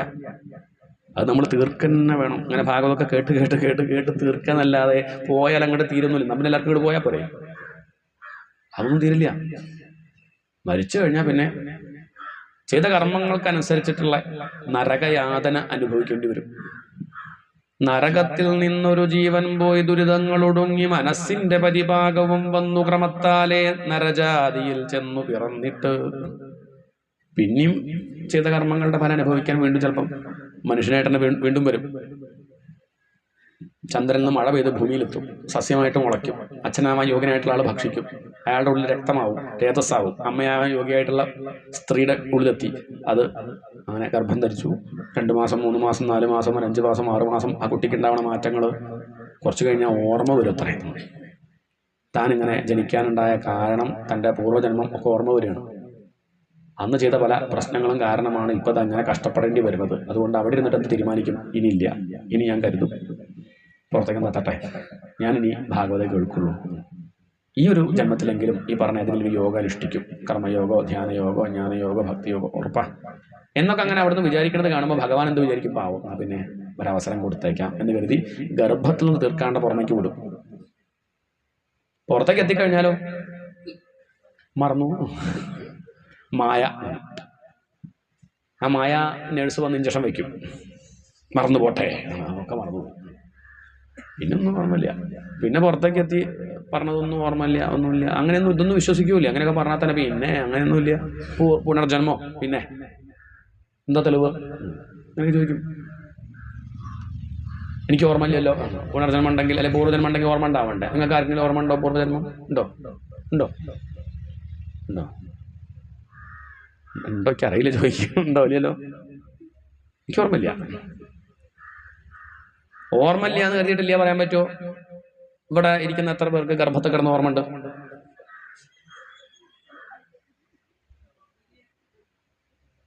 അല്ല, എത്ര പേർക്ക് ഗർഭത്തിൽ കിടന്ന് ഓർമ്മ ഉണ്ട്? ഓർമ്മ ഉണ്ടോ?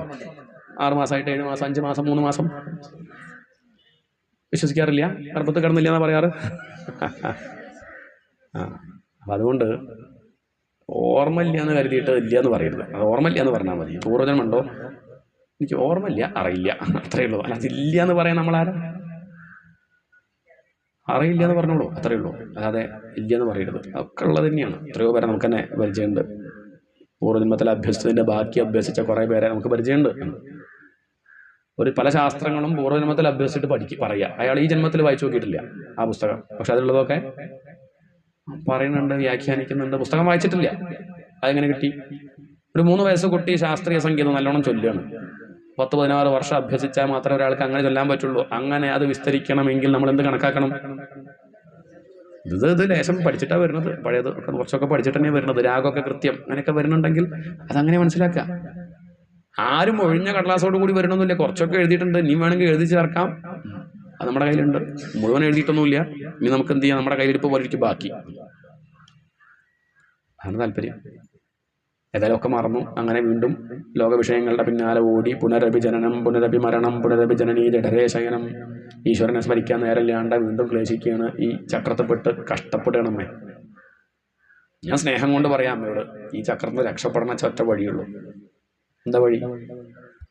എന്നെ ആശ്രയിക്കുക, അല്ലാണ്ട് വേറെ വഴിയില്ല. ചക്രം തിരിക്കുന്നത് ഞാനാണ്. അത് ഭഗവാനിലെ തിരിക്കണത്. നമ്മൾ ഈ യന്ത്രൂഞ്ഞാലിൽ പെട്ടാനുള്ള അവസ്ഥ എന്താ? നമ്മൾ ദൂരത്ത് നിന്ന് കാണുമ്പോൾ കേമ തോന്നില്ലേ? ഈ ഇതിലൊക്കെ ഉണ്ടാവില്ലേ യന്ത്രൂഞ്ഞാൽ? പറഞ്ഞാൽ മനസ്സിലായില്ലേ? എന്തെങ്കിലും പോയാൽ കാണാം.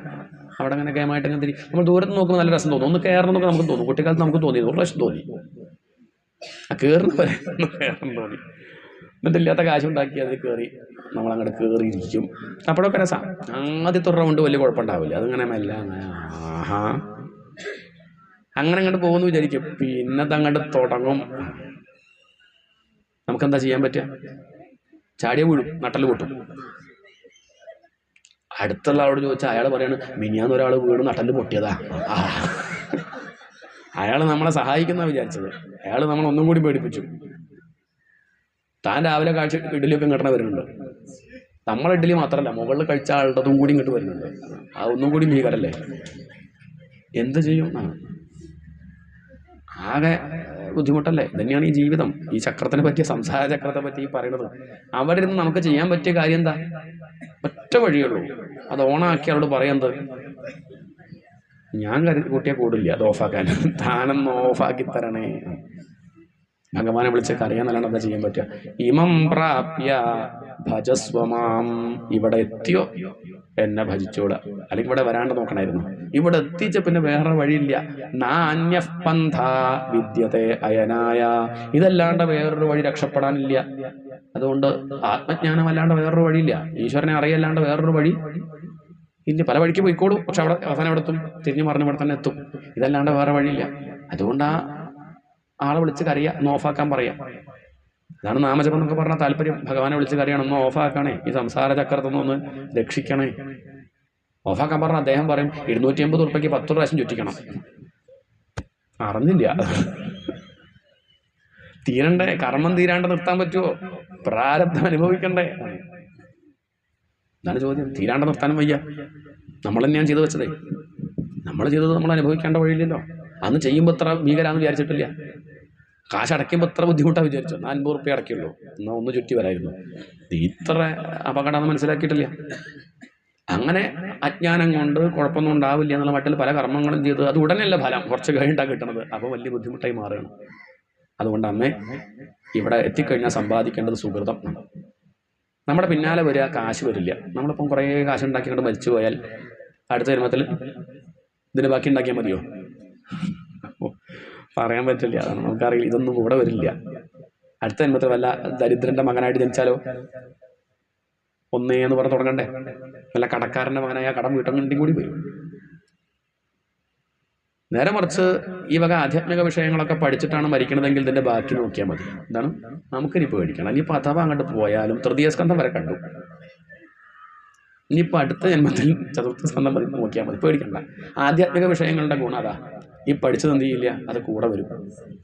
സുകൃതം ദുഷ്കൃതം ചൈവാഗച്ഛന്തം അനുഗച്ഛതി. സുകൃതവും ദുഷ്കൃതവും പിന്നാലെ വരും, സംസ്കാരം പിന്നാലെ വരും. അത് ജീവൻ പോകുമ്പോഴും പിന്നാലെ വരും. അതിനനുസരിച്ചാണ് അടുത്ത ജന്മം. പക്ഷെ കാശ് പിന്നാലെ വരില്ല, ബന്ധുക്കളും വരില്ല. അവർ ചുടല വരെ വരുള്ളൂ, അത് കഴിഞ്ഞാൽ പിന്നെ ആരും വരില്ല. എന്നാൽ ഇത് വരും. അതുകൊണ്ട് എന്ത് സമ്പാദിക്കണം? പുണ്യമാർജിക്കാൻ നോക്കുക, ആധ്യാത്മിക വിഷയങ്ങളിൽ ശ്രദ്ധ വെക്കുക. അതാണ് വേണ്ടതമ്മേ. ഇനി വല്ലതും അറിയാനുണ്ടോ ചോദിച്ചപ്പോൾ അമ്മ പറഞ്ഞു, നീ എന്താ അറിയാൻ? ഒന്നും അറിയാനില്ല.